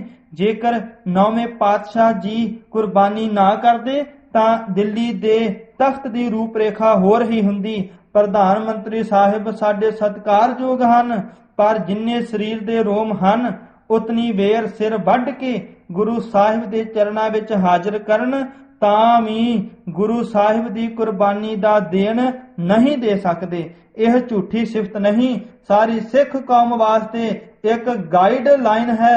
ਭਾਵੇਂ ਕਿੱਡਾ ਵੀ ਵੱਡਾ ਰਾਜਾ ਜਾਂ ਪ੍ਰਧਾਨ ਮੰਤਰੀ ਆਵੇ, ਸਾਡੇ ਗੁਰੂ ਗ੍ਰੰਥ ਸਾਹਿਬ ਨਾਲੋਂ ਵੱਡਾ ਨਹੀਂ, ਬਲਕਿ ਉਹ ਸਾਡੇ ਇਸ਼ਟ ਜਾਗਦੀ ਜੋਤ ਸ੍ਰੀ ਗੁਰੂ ਗ੍ਰੰਥ ਸਾਹਿਬ ਜੀ ਨੂੰ ਸੀਸ ਨਿਵਾਵੇ, ਨਾ ਕਿ ਆਪਾਂ ਉੱਠ ਕੇ ਉਸ ਦਾ ਸਤਿਕਾਰ ਕਰੀਏ। ਇਹਨਾਂ ਬਚਨਾਂ ਨੂੰ ਸੁਣ ਕੇ ਸਭ ਪਾਸੇ ਜੈਕਾਰਿਆਂ ਦੀ ਗੂੰਜ ਉੱਠੀ। ਸੰਤਾਂ ਦਾ ਸਿੱਖੀ ਪ੍ਰਚਾਰ ਪੰਜਾਬ ਵਿੱਚ ਸੰਤ ਸਿਪਾਹੀ ਨੌਜਵਾਨ ਸਭਾ ਗੁਰਦਾਸਪੁਰ ਦਾ ਸੈਕਟਰੀ ਕੁਲਵਿੰਦਰ ਸਿੰਘ ਦੱਸ ਰਿਹਾ ਸੀ ਕਿ ਨਰਕਧਾਰੀ ਡੀਸੀ ਨੇ ਤੰਗ ਕੀਤੇ। ਅਸੀਂ ਆਪਣਾ ਦੁੱਖੜਾ ਦੱਸਣ ਲਈ ਸੰਤ ਜੀ ਕੋਲ ਮਹਿਤੇ ਆਏ।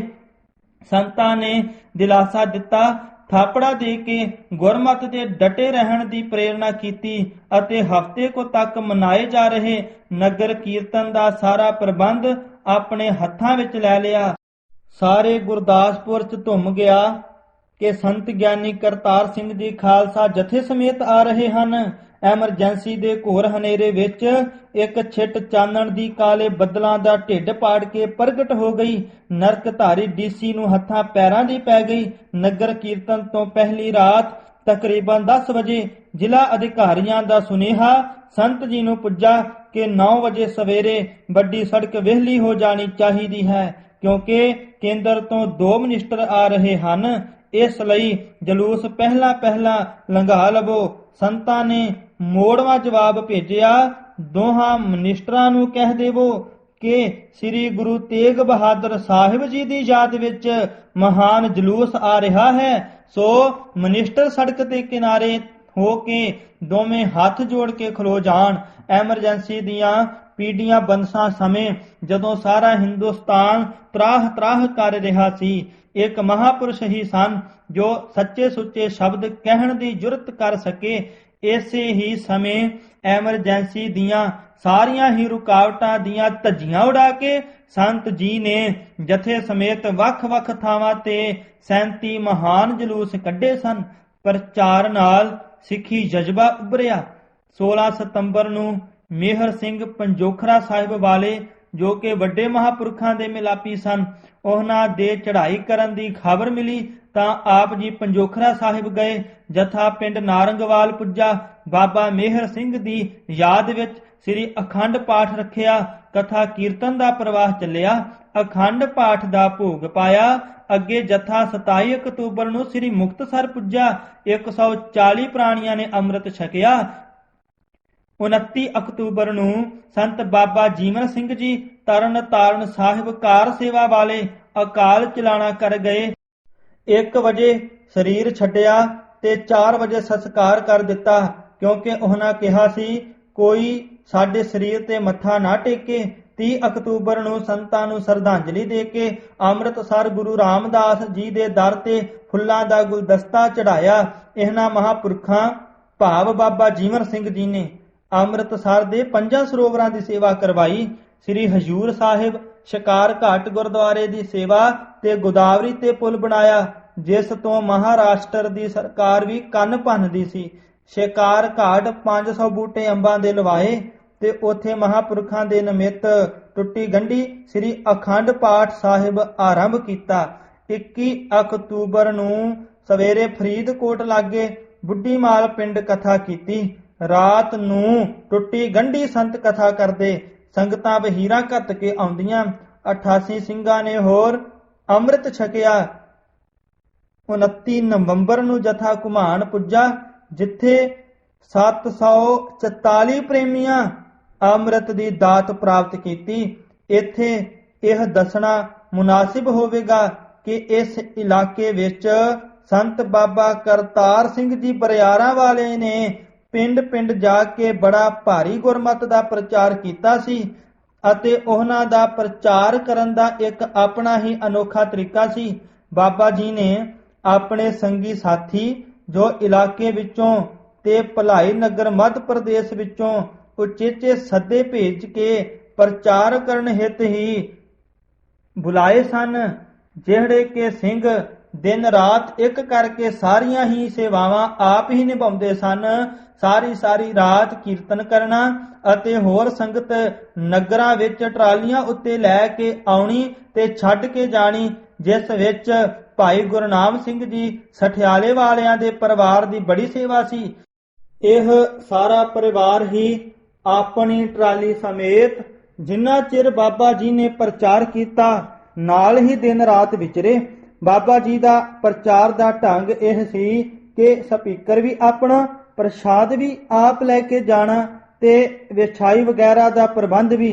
ਸੰਗਤਾਂ ਵਾਸਤੇ ਬਾਬਾ ਜੀ ਦੇ ਸਿੰਘਾਂ ਨੇ ਗਰਾਊਂਡ ਤਿਆਰ ਕਰ ਦਿੱਤੀ ਤਾਂ ਸੰਤ ਕਰਤਾਰ ਸਿੰਘ ਜੀ ਖਾਲਸਾ ਪਿੰਡਰਾਂ ਵਾਲਿਆਂ ਨੂੰ ਬੇਨਤੀ ਕੀਤੀ ਕਿ ਬਾਬਾ ਜੀ ਅਸੀਂ ਜ਼ਮੀਨ ਤਿਆਰ ਕਰ ਦਿੱਤੀ ਹੈ, ਸੋ ਹੁਣ ਆਪ ਜੀ ਜਾ ਕੇ ਇਲਾਕੇ ਵਿੱਚ ਅੰਮ੍ਰਿਤ ਦਾ ਛੱਟਾ ਦੇ ਕੇ ਬੀਜ ਦਿਓ।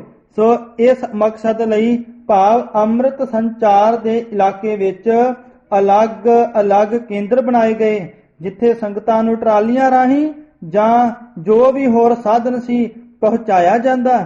ਇਸ ਇਲਾਕੇ ਵਿੱਚ ਇਸ ਸਮੇਂ ਬਹੁਤ ਹੀ ਜ਼ਿਆਦਾ ਪ੍ਰੇਮੀਆਂ ਨੇ ਅੰਮ੍ਰਿਤਪਾਨ ਕੀਤਾ।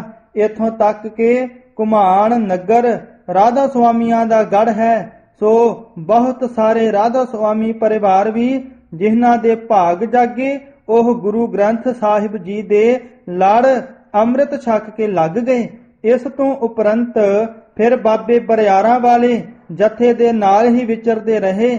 ਆਪ ਜੀ ਨੇ ਸਾਰਾ ਜੀਵਨ ਹੀ ਭਗਤੀ ਵਿੱਚ ਲਾਇਆ ਤੇ ਸਤਿਗੁਰੂ ਜੀ ਨੇ ਬਹੁਤ ਉੱਚੀਆਂ ਆਤਮਿਕ ਅਵਸਥਾਵਾਂ ਦੀ ਬਖਸ਼ਿਸ਼ ਕੀਤੀ। ਜਿਵੇਂ ਆਪ ਜੀ ਅਨਹਦ ਸ਼ਬਦ ਸੰਗਤ ਵਿੱਚ ਬੈਠੇ ਜਦੋਂ ਕੀਰਤਨ ਦੁਆਰਾ ਮਨ ਵਿਗਾਸ ਵਿੱਚ ਚਲਾ ਜਾਂਦਾ ਸੀ ਤਾਂ ਨਿਰੰਤਰ ਕੀਰਤਨ ਨਾਲ ਵਜਾਉਂਦੇ ਰਹਿੰਦੇ, ਜਿਸ ਦਾ ਆਨੰਦ ਸਾਰੀ ਸੰਗਤ ਹੀ ਮਾਣਦੀ ਸੀ। ਫਿਰ ਇਹਨਾਂ ਤੇ ਸਤਿਗੁਰੂ ਜੀ ਨੇ ਹੋਰ ਕਿਰਪਾ ਕੀਤੀ। ਉਹਨਾਂ ਦੇ ਦੱਸਣ ਮੁਤਾਬਿਕ ਕਿ ਜਦੋਂ ਪਰਮੇਸ਼ਰ ਵਿੱਚ ਅਭੇਦਤਾ ਹੋਈ ਹੈ ਤਦੋਂ ਸਹਿਜ ਧੁਨ ਪ੍ਰਗਟ ਹੋਈ। ਜਦ ਆਪ ਜੀ ਭਗਤੀ ਵਿੱਚ ਮਗਨ ਬੈਠੇ ਹੁੰਦੇ ਤਾਂ ਇਹ ਧੁਨੀ ਤਕਰੀਬਨ 2-2 ਕਿੱਲੇ ਦੀ ਵਿੱਥ ਤੱਕ ਸੁਣੀ ਜਾਂਦੀ ਸੀ। ਇਸ ਅਵਸਥਾ ਤੋਂ ਬਾਅਦ ਬਾਬਾ ਜੀ ਨੇ ਫਿਰ ਬਚਨ ਬਹੁਤ ਘੱਟ ਕੀਤੇ ਤੇ ਉਹ ਹਮੇਸ਼ਾ ਆਪਣੇ ਰੰਗ ਵਿੱਚ ਹੀ ਮਸਤ ਰਹਿੰਦੇ ਸਨ। ਇੱਕ ਪ੍ਰੇਮੀ ਅੰਮ੍ਰਿਤਸਰ ਨਿਵਾਸੀ ਭਾਈ ਜੋਗਿੰਦਰ ਸਿੰਘ ਚੋਪੜਾ ਨੇ ਬੇਨਤੀ ਕੀਤੀ ਕਿ ਇਹ ਸਹਿਜ ਧੁਨ ਇੰਨੀ ਵੱਡੀ ਅਵਸਥਾ ਤੇ ਪ੍ਰਗਟ ਹੋਈ ਤਾਂ ਇਸ ਦੀ ਮਹਾਨਤਾ ਬਾਰੇ ਕੁਝ ਦਾਸ ਨੂੰ ਚਾਨਣ ਪਾਓ। ਤਾਂ ਕਹਿਣ ਲੱਗੇ ਕਿ ਇਸ ਦੀ ਮਹਾਨਤਾ ਕਹਿਣ ਕਥਨ ਤੋਂ ਬਾਹਰ ਹੈ, ਪਰ ਇੰਨਾ ਜ਼ਰੂਰ ਹੈ ਕਿ ਇਹ ਧੁਨ ਜਿਸ ਕਿਸੇ ਦੇ ਵੀ ਕੰਨ ਵਿੱਚ ਪੈ ਗਈ ਉਹ ਜੰਮਣ ਮਰਨ ਦੇ ਗੇੜ ਵਿੱਚ ਨਹੀਂ ਆ ਸਕਦਾ। ਚਾਹੇ ਇਸ ਨੂੰ ਉਹ ਸੁਣਨਾ ਚਾਹੁੰਦਾ ਹੈ ਜਾਂ ਨਹੀਂ, ਉਹ ਜੀਵ ਹੈ, ਜੰਤੂ ਹੈ, ਕੋਈ ਵੀ ਹੋਵੇ। ਸੋ ਇਸ ਤਰ੍ਹਾਂ ਦੀਆਂ ਆਤਮਿਕ ਮੰਜ਼ਲਾਂ ਦੇ ਆਨੰਦ ਮਾਣਨ ਵਾਲੇ ਸਨ ਇਹ ਸੰਤ ਬਾਬਾ ਕਰਤਾਰ ਸਿੰਘ ਜੀ ਬਰਿਆਰਾਂ ਵਾਲੇ। ਇਹ ਤਾਂ ਉਹਨਾਂ ਦਾ ਇੱਕ ਟੂਕ ਮਾਤਰ ਹੀ ਵਰਣਨ ਹੈ। 3 ਨਵੰਬਰ ਨੂੰ ਨਹਿਰ ਕਾਲੋਨੀ ਅਠਵਾਲ ਅਤੇ ਇਸ ਤਰ੍ਹਾਂ 11 ਦਸੰਬਰ ਨੂੰ 248 ਪ੍ਰਾਣੀਆਂ ਨੇ ਅੰਮ੍ਰਿਤਪਾਨ ਕੀਤਾ। 13 ਦਸੰਬਰ ਨੂੰ ਭਾਈ ਅਮਰੀਕ ਸਿੰਘ ਜੀ ਗੁਰਦੁਆਰਾ ਰਾਮਪੁਰ ਖੇੜੇ ਵੱਲ ਆਏ ਤੇ ਫਤਿਹ ਬੁਲਾ ਕੇ ਕਹਿਣ ਲੱਗੇ ਕਿ ਮੈਂ ਅਜੇ ਨਵਾਂ ਹਾਂ। ਤਾਂ ਸੰਤ ਜੀ ਨੇ ਕਿਹਾ ਕਿ ਤੂੰ ਇਸ ਜਨਮ ਵਿੱਚ ਨਵਾਂ ਹੈ, ਉਂਝ ਆਪਣਾ ਪਿਛਲੇ ਜਨਮ ਵਿੱਚ ਵੀ ਸੰਬੰਧ ਸੀ। 14 ਦਸੰਬਰ ਨੂੰ ਭਾਈ ਅਮਰੀਕ ਸਿੰਘ ਬੀਏ ਰਾਮਪੁਰ ਖੇੜੇ ਵਾਲੇ ਨਾਲ ਬਚਨ ਕਰ ਰਹੇ ਸਨ ਕਿ ਤੇਰੀ ਬੀਏ ਦਾ ਕੀ ਫਾਇਦਾ ਹੈ। ਚਿੱਤ ਚਾਹੁੰਦਾ ਹੈ ਕਿ ਮੈਂ ਪੋਖ ਤੋਂ ਖਾਰ ਨਾ ਵਿਆਪਈ ਇਸ ਸੰਬੰਧ ਵਿੱਚ ਇੱਕ ਕਿਤਾਬ ਲਿਖਾਂ। ਜਦੋਂ ਪੋਹ ਮਹੀਨੇ ਦੀਆਂ ਸ਼ਹਾਦਤਾਂ ਦਾ ਜ਼ਿਕਰ ਕੀਤਾ ਜਾਵੇਗਾ, ਠੰਡ ਕੀ ਲੱਗਣੀ ਹੈ, ਸਗੋਂ ਖੂਨ ਖੌਲੇਗਾ। ਸ਼ਹੀਦੀਆਂ ਪੜ੍ਹ ਕੇ ਪਾਪਾਂ ਦਾ ਪਾਲਾ ਨਹੀਂ ਲੱਗੇਗਾ। ਕਿਤੇ ਇਹ ਨਾ ਸਮਝ ਲਈ ਕਿ ਮੈਂ ਇਕੱਲੇ ਪੰਜਾਬੀਆਂ ਦੀ ਹੀ ਗੱਲ ਕਰਦਾ ਹਾਂ। ਮੈਨੂੰ ਕੇਵਲ ਭਾਰਤੀ ਹੀ ਨਹੀਂ, ਮੈਨੂੰ ਸਾਰੀ ਦੁਨੀਆ ਦੇ ਹੀ ਲੋਕ ਆਪਣੇ ਲੱਗਦੇ ਹਨ। 14 ਦਸੰਬਰ ਨੂੰ ਸੰਤ ਜੀ ਪਿੰਡ ਗਣੇਸ਼ਪੁਰ ਪੁੱਜੇ, ਪਰ ਟਾਈਫਾਈਡ ਬੁਖਾਰ ਹੋਣ ਕਰਕੇ ਸਰੀਰ ਕਮਜ਼ੋਰੀ ਮਹਿਸੂਸ ਕਰ ਰਿਹਾ ਸੀ। 16 ਦਸੰਬਰ ਨੂੰ 106 ਅਖੰਡ ਪਾਠਾਂ ਦਾ ਭੋਗ ਪਿਆ, ਅੰਮ੍ਰਿਤ ਸੰਚਾਰ ਹੋਇਆ ਤੇ 8 ਪ੍ਰੇਮੀ ਗੁਰੂ ਕੇ ਲੜ ਲੱਗੇ। ਸੰਤ ਜੀ ਨੇ ਬਾਬਾ ਸ਼ਾਮ ਸਿੰਘ ਜੀ ਦਾ ਇੱਕ ਬਚਨ ਸੁਣਾਇਆ ਕਿ ਇੱਕ ਪ੍ਰੇਮੀ ਨੇ ਪੁੱਛਿਆ, ਬਾਬਾ ਜੀ ਸਤਿਗੁਰੂ ਗ੍ਰੰਥ ਸਾਹਿਬ ਜੀ 10 ਗੁਰੂ ਸਾਹਿਬਾਨ ਦੀ ਦੇਹ ਹਨ? ਬਾਬਾ ਸ਼ਾਮ ਸਿੰਘ ਜੀ ਕਹਿਣ ਲੱਗੇ, ਨਹੀਂ ਭਾਈ, ਗੁਰੂ ਕੀ ਦੇਹ ਗੁਰਦੁਆਰਾ ਹੈ ਤੇ ਬਾਣੀ ਗੁਰੂ ਦਾ ਹਿਰਦਾ ਹੈ। ਇੱਕ ਸਿੰਘ ਨੇ ਬਾਬਾ ਜੀ ਨੂੰ ਫਤਿਹ ਬੁਲਾਈ। ਦੂਜਾ ਪ੍ਰੇਮੀ ਕਹਿਣ ਲੱਗਾ, ਬਾਬਾ ਜੀ ਸਿੰਘ ਨੇ ਫਤਿਹ ਬੁਲਾਈ ਹੈ। ਤਾਂ ਬਾਬਾ ਜੀ ਕਹਿਣ ਲੱਗੇ, ਗੁੱਦਾ ਆਪ ਖਾਈ ਜਾਂਦਾ ਹੈ ਤੇ ਛਿੱਲਾ ਸਾਨੂੰ ਖਵਾਈ ਜਾਂਦਾ ਹੈ। ਸਿੰਘ ਨੂੰ ਸਮਝਾਉਂਦਿਆਂ ਕਹਿਣ ਲੱਗੇ, ਸਾਰੀ ਫਤਿਹ ਵਾਹਿਗੁਰੂ ਜੀ ਕਾ ਖਾਲਸਾ ਵਾਹਿਗੁਰੂ ਜੀ ਕੀ ਫਤਿਹ ਬੁਲਾਈ ਦੀ ਹੈ। ਭਾਈ ਸੁਰਜੀਤ ਸਿੰਘ ਡੱਲਾ ਨਿਵਾਸੀ ਦੇਗੀਆ ਸੰਤ ਜੀ ਕੋਲ ਆਇਆ ਤਾਂ ਕਹਿਣ ਲੱਗਾ ਕਿ ਮੈਨੂੰ ਸੰਥਾ ਕਰਦੇ ਨੂੰ ਝਾਕਾ ਜਿਹਾ ਆਉਂਦਾ ਹੈ। ਤਾਂ ਸੰਤ ਜੀ ਬੋਲੇ ਕਿ ਕਿਸੇ ਦੇ ਘਰ ਜਾਣੋ, ਕਿਸੇ ਔਰਤ ਤੋਂ, ਕਿਸੇ ਪਾਪ ਤੋਂ, ਕੋਈ ਮਾੜਾ ਕੰਮ ਕਰਨ ਤੋਂ ਝਕਣਾ ਚਾਹੀਦਾ ਹੈ। ਬਾਣੀ ਪੜਨ ਤੋਂ, ਸੇਵਾ ਕਰਨ ਤੋਂ ਕਦੇ ਵੀ ਝਕਣਾ ਨਹੀਂ ਚਾਹੀਦਾ। ਇਸ ਸਿੰਘ ਤੇ ਇਸ ਬਚਨ ਦਾ ਇੰਨਾ ਡੂੰਘਾ ਅਸਰ ਹੋਇਆ ਕਿ ਇਸ ਨੇ ਸੇਵਾ ਹੀ ਆਪਣਾ ਜੀਵਨ ਬਣਾ ਲਿਆ। ਇੱਕ ਵਾਰ ਜਥਾ ਸੰਤ ਗਿਆਨੀ ਗੁਰਬਚਨ ਸਿੰਘ ਜੀ ਖਾਲਸਾ ਦੇ ਨਗਰ ਅਖਾੜੇ ਪਿੰਡ ਠਹਿਰਿਆ ਹੋਇਆ ਸੀ। ਇਹ ਸਿੰਘ ਦੇਗ ਬੜੇ ਪ੍ਰੇਮ ਤੇ ਸਤਿਕਾਰ ਨਾਲ ਤਿਆਰ ਕਰਿਆ ਕਰਦਾ ਸੀ। ਅੱਜ ਕੁਦਰਤੀ ਤੌਰ ਤੇ ਸਰੀਰ ਵਿੱਚ ਢਲਿਆਈ ਹੋਣ ਕਰਕੇ ਦੁਬਾਰਾ ਜੰਗਲ ਮੈਦਾਨ ਦੀ ਕਿਰਿਆ ਕਰਨ ਕਰਕੇ ਦੁਬਾਰਾ ਇਸ਼ਨਾਨ ਕਰਨਾ ਪਿਆ, ਜਿਸ ਕਾਰਨ ਦੇਗ ਲੇਟ ਹੋ ਗਈ। ਕਥਾ ਦਾ ਭੋਗ ਪਿਆ ਤਾਂ ਗਰਮ ਦੇਗ ਨੂੰ ਭੋਗ ਲਵਾ ਦਿੱਤਾ ਗਿਆ। ਅਗਲੇ ਦਿਨ ਇਹ ਸਿੰਘ ਸੰਤਾਂ ਪਾਸ ਭੁੱਬਾਂ ਮਾਰ ਕੇ ਰੋਣ ਲੱਗ ਪਿਆ। ਸੰਤਾਂ ਨੇ ਦਿਲਾਸਾ ਦਿੱਤਾ ਤੇ ਰੋਣ ਦਾ ਕਾਰਨ ਪੁੱਛਿਆ ਤਾਂ ਕਹਿਣ ਲੱਗਾ, ਮੈਥੋਂ ਗੁਨਾਹ ਹੋ ਗਿਆ ਹੈ। ਸੰਤ ਜੀ ਕਹਿਣ ਲੱਗੇ ਕੀ ਕੋਈ ਬਜ਼ੁਰਗ ਰਹਿਤ ਹੋ ਗਈ ਹੈ? ਸਿਰ ਹਲੂਣ ਕੇ ਕਹਿਣ ਲੱਗਾ, ਜੀ ਨਹੀਂ। ਤੇ ਦੱਸਿਆ ਕਿ ਮੈਂ ਕੱਲ ਦੇਗ ਤਿਆਰ ਕਰਨ ਵਿੱਚ ਲੇਟ ਹੋ ਗਿਆ ਸੀ ਤੇ ਗਰਮ ਗਰਮ ਦੇਗ ਨੂੰ ਭੋਗ ਲਵਾ ਦਿੱਤਾ। ਮੈਨੂੰ ਕਲਗੀਧਰ ਪਾਤਸ਼ਾਹ ਨੇ ਰਾਤ ਦਰਸ਼ਨ ਦੇ ਕੇ ਤਾੜਨਾ ਕੀਤੀ ਕਿ ਸਿੰਘਾ, ਮੇਰੀ ਜੀਭ ਵੇਖ, ਇਹ ਛਾਲੇ ਤੇਰੀ ਗਰਮ ਦੇਗ ਕਰਕੇ ਪਏ ਹਨ। ਸੋ ਇਹ ਘਟਨਾ ਸੰਤ ਜੀ ਨੇ ਸਾਰੀ ਸੰਗਤ ਤੇ ਜਥੇ ਨੂੰ ਸੁਣਾਈ। ਪੰਜਾਬ ਦੇ ਖਜ਼ਾਨਾ ਮੰਤਰੀ ਸਰਦਾਰ ਬਲਵੰਤ ਸਿੰਘ ਜੀ ਨੇ ਕਿਹਾ ਕਿ ਅਕਾਲੀ ਫੂਲਾ ਸਿੰਘ ਤੋਂ ਬਾਅਦ ਸੰਤ ਕਰਤਾਰ ਸਿੰਘ ਜੀ ਖਾਲਸਾ ਹੋਏ ਹਨ। ਇਨ੍ਹਾਂ ਕਿਸੇ ਦੇ ਮਨ ਵਿੱਚ ਸਿੱਖੀ ਦਰਦ ਨਹੀਂ। 22 ਦਸੰਬਰ ਨੂੰ ਸੰਤ ਜੀ ਨੇ ਜਥੇ ਸਮੇਤ ਪਿੰਡ ਸਲਾਲੀ ਨੇੜੇ ਆਦਮਪੁਰ ਭਾਰੀ ਦੀਵਾਨ ਸਜਾਇਆ ਤੇ ਸਾਹਿਬਜ਼ਾਦਿਆਂ ਦੀ ਸ਼ਹੀਦੀ ਬੜੇ ਵੈਰਾਗਮਈ ਢੰਗ ਨਾਲ ਵਿਸਥਾਰ ਸਹਿਤ ਸਰਵਨ ਕਰਾਈ। ਸੰਗਤ ਵੱਲੋਂ ਇੱਕ ਵੱਡਾ ਭਾਰੀ ਨਗਰ ਕੀਰਤਨ ਕੱਢਿਆ ਗਿਆ।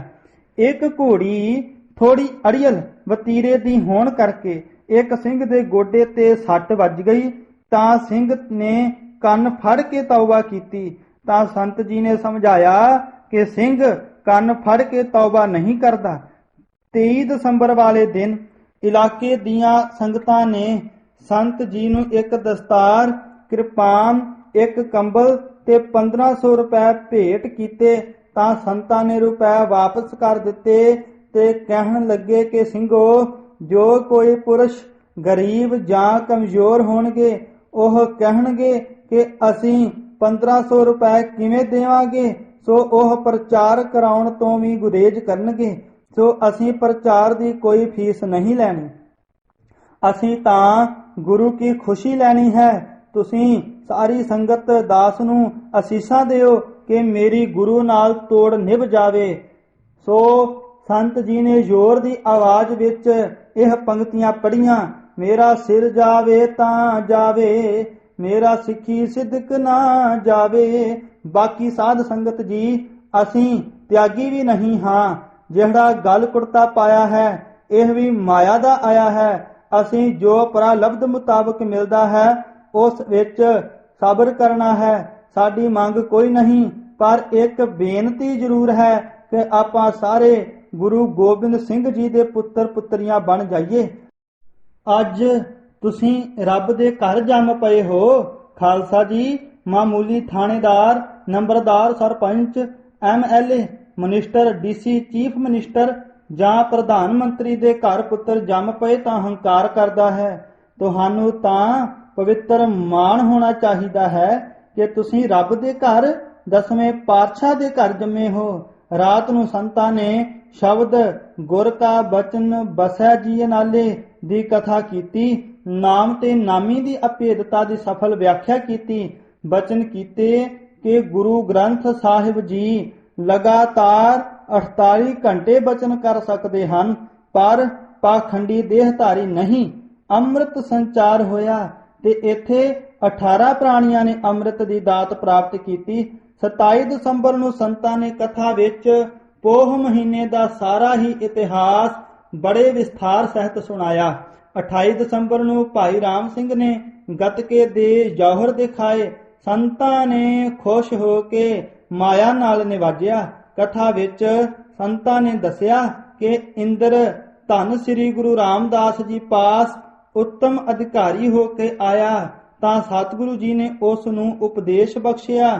ਇੱਥੇ ਹੀ ਪ੍ਰੋਫੈਸਰ ਜਗੀਰ ਸਿੰਘ, ਜੋ 2 ਵਾਰ ਹਲਕਾ ਬਲਟੋਹਾ ਤੋਂ ਅਕਾਲੀ ਵਿਧਾਨਕਾਰ ਰਹੇ ਸਨ, ਬਚਨ ਕੀਤਾ ਕਿ ਸੰਤ ਜੀ ਸਿੱਖੀ ਨੂੰ ਬੜੀ ਧਾਹ ਲੱਗ ਰਹੀ ਹੈ ਤਾਂ ਸੰਤਾਂ ਨੇ ਝੱਟ ਇਹ ਗੱਲ ਕੱਟ ਕੇ ਕਿਹਾ ਕਿ ਤੁਹਾਡੇ ਭਾਈਚਾਰੇ ਤੋਂ ਹੀ ਕੰਮ ਆਰੰਭ ਹੋਇਆ ਹੈ। ਖਾਲਸਾ ਕਾਲਜ ਵਿਖੇ 1952 ਵਿੱਚ ਪਹਿਲੀ ਵਾਰ ਪਹਿਲਾ ਮੁੰਡਾ ਬਲਵੰਤ ਸਿੰਘ 1966 ਦਾ ਖਜ਼ਾਨਾ ਮੰਤਰੀ ਸੀ, ਜਿਸ ਨੇ ਦਾੜੇ ਦੀ ਬੇਅਦਬੀ ਕੀਤੀ ਸੀ ਤਾਂ ਪ੍ਰਿੰਸੀਪਲ ਜੋਧ ਸਿੰਘ ਨੇ ਬੜੀ ਲਾਹਣਤਾਂ ਪਾਈਆਂ ਤੇ ਸ਼ਰਮਿੰਦਾ ਕੀਤਾ ਸੀ। ਉਹ ਸ਼ਰਮਿੰਦਾ ਹੋ ਕੇ ਮੂੰਹ ਢੱਕ ਕੇ ਕਾਲਜ ਤੋਂ ਆਇਆ ਸੀ। 30 ਦਸੰਬਰ ਨੂੰ ਜਦੋਂ ਸਵੇਰੇ ਜਥੇ ਦੀ ਬੱਸ ਜਥੇ ਦੇ ਸੰਤਾਂ ਸਮੇਤ ਪਿੰਡ ਸੰਗੋਜਲਾ ਪੁੱਜੀ ਤਾਂ ਸੰਗਤਾਂ ਨੇ ਬੱਸ ਵੇਖ ਕੇ ਗੁਰਦੁਆਰਾ ਸਾਹਿਬ ਤੋਂ ਬਾਹਰ ਆ ਕੇ ਜੈਕਾਰੇ ਛੱਡੇ। ਤਦੋਂ ਫਿਰ ਜਦੋਂ ਸੰਤ ਜੀ ਕਥਾ ਕਰ ਰਹੇ ਸਨ ਤਾਂ ਬੜੇ ਹੀ ਉੱਤਮ ਵਕਤੇ ਦੀ ਨਿਆਈ ਸੰਗਤਾਂ ਨੂੰ ਪ੍ਰੇਰਨਾ ਦਿੱਤੀ ਕਿ ਬੰਦੇ ਦੀ ਕੋਈ ਕਰਾਮਾਤ ਨਹੀਂ ਹੈ, ਜੇ ਹੈ ਤਾਂ ਕੇਵਲ ਤੇ ਕੇਵਲ ਸ੍ਰੀ ਗੁਰੂ ਗ੍ਰੰਥ ਸਾਹਿਬ ਜੀ ਕੇ ਆਵੇ ਦੀ ਹੈ। ਕੋਈ ਵੀ ਸੰਤ ਮਹਾਤਮਾ ਗੁਰਮੁਖ ਗੁਰਸਿੱਖ ਤੁਰ ਕੇ ਆਵੇ, ਕਾਰ ਤੇ ਆਵੇ, ਟਰੱਕ ਤੇ ਆਵੇ ਜਾਂ ਭਾਵੇਂ ਹਵਾਈ ਜਹਾਜ਼ ਤੇ ਆਵੇ, ਉਸ ਦੇ ਆਦਰ ਕਰਨ ਲਈ ਸਾਹਿਬ ਸ੍ਰੀ ਗੁਰੂ ਗ੍ਰੰਥ ਸਾਹਿਬ ਜੀ ਦੀ ਹਜ਼ੂਰੀ ਵਿੱਚੋਂ ਉੱਠ ਕੇ ਕਦੇ ਨਹੀਂ ਆਉਣਾ ਤੇ ਨਾ ਹੀ ਕੋਈ ਜੈਕਾਰਾ ਆਦਿ ਛੱਡਣਾ ਚਾਹੀਦਾ ਹੈ। ਗੁਰੂ ਕੇ ਸ਼ਬਦਾਂ ਦਾ ਕੀਰਤਨ ਕਰਦਿਆਂ ਕਦੇ ਭੁੱਲ ਕੇ ਵੀ ਨਹੀਂ ਜੈਕਾਰਾ ਛੱਡਣਾ। ਹਾਂ, ਸਮੁੱਚੇ ਤੌਰ ਤੇ ਜੇ ਕਿਤੇ ਸੰਗਤ ਜਾਵੇ ਤਾਂ ਉਦੋਂ ਵੀ ਤੁਰਨ ਲੱਗਿਆਂ ਜੀ ਸਦਕੇ ਜੈਕਾਰੇ ਗਜਾਓ ਆਦਿ ਬਚਨਾਂ ਰਾਹੀਂ ਗੁਰੂ ਕੇ ਮਤ ਦਾ ਸੰਗਤਾਂ ਵਿੱਚ ਬੜੀ ਨਿਮਰਤਾ ਤੇ ਧੀਰਜਤਾ ਨਾਲ ਪ੍ਰਚਾਰ ਕੀਤਾ। ਸੰਗੋ ਜਲੇ ਪਿੰਡ ਹੀ ਸੰਤਾਂ ਨੇ ਇਸ ਸ਼ਬਦ ਦੀ ਕਥਾ ਕੀਤੀ। ਮਿਰਤਕ ਕਉ ਪਾਇਓ ਤਨ ਸਾਸਾ, ਵਿਛਰਤ ਆਨ ਮਿਲਾਇਆ, ਤੇ ਸੰਗਤਾਂ ਨੂੰ ਗੁਰੂ ਕੀ ਬਾਣੀ ਨਾਲ ਜੋੜਨ ਦਾ ਉਪਰਾਲਾ ਕੀਤਾ, ਜੋ ਕਿ ਆਪ ਜੀ ਦਾ ਇੱਕ ਪੱਕਾ ਮਿਸ਼ਨ ਸੀ। ਸੰਗਤਾਂ ਨੂੰ ਦੰਭੀ ਪਾਖੰਡੀਆਂ ਤੋਂ ਸੁਚੇਤ ਕਰਕੇ ਧੰਨ ਸ੍ਰੀ ਗੁਰੂ ਗ੍ਰੰਥ ਸਾਹਿਬ ਜੀ ਦੇ ਲੜ ਲਾਉਣਾ, ਜਿਸ ਵਿੱਚ ਆਪ ਜੀ ਨੇ ਸਾਰੀ ਜ਼ਿੰਦਗੀ ਹੀ ਅਰਪਣ ਕੀਤੀ ਹੋਈ ਸੀ।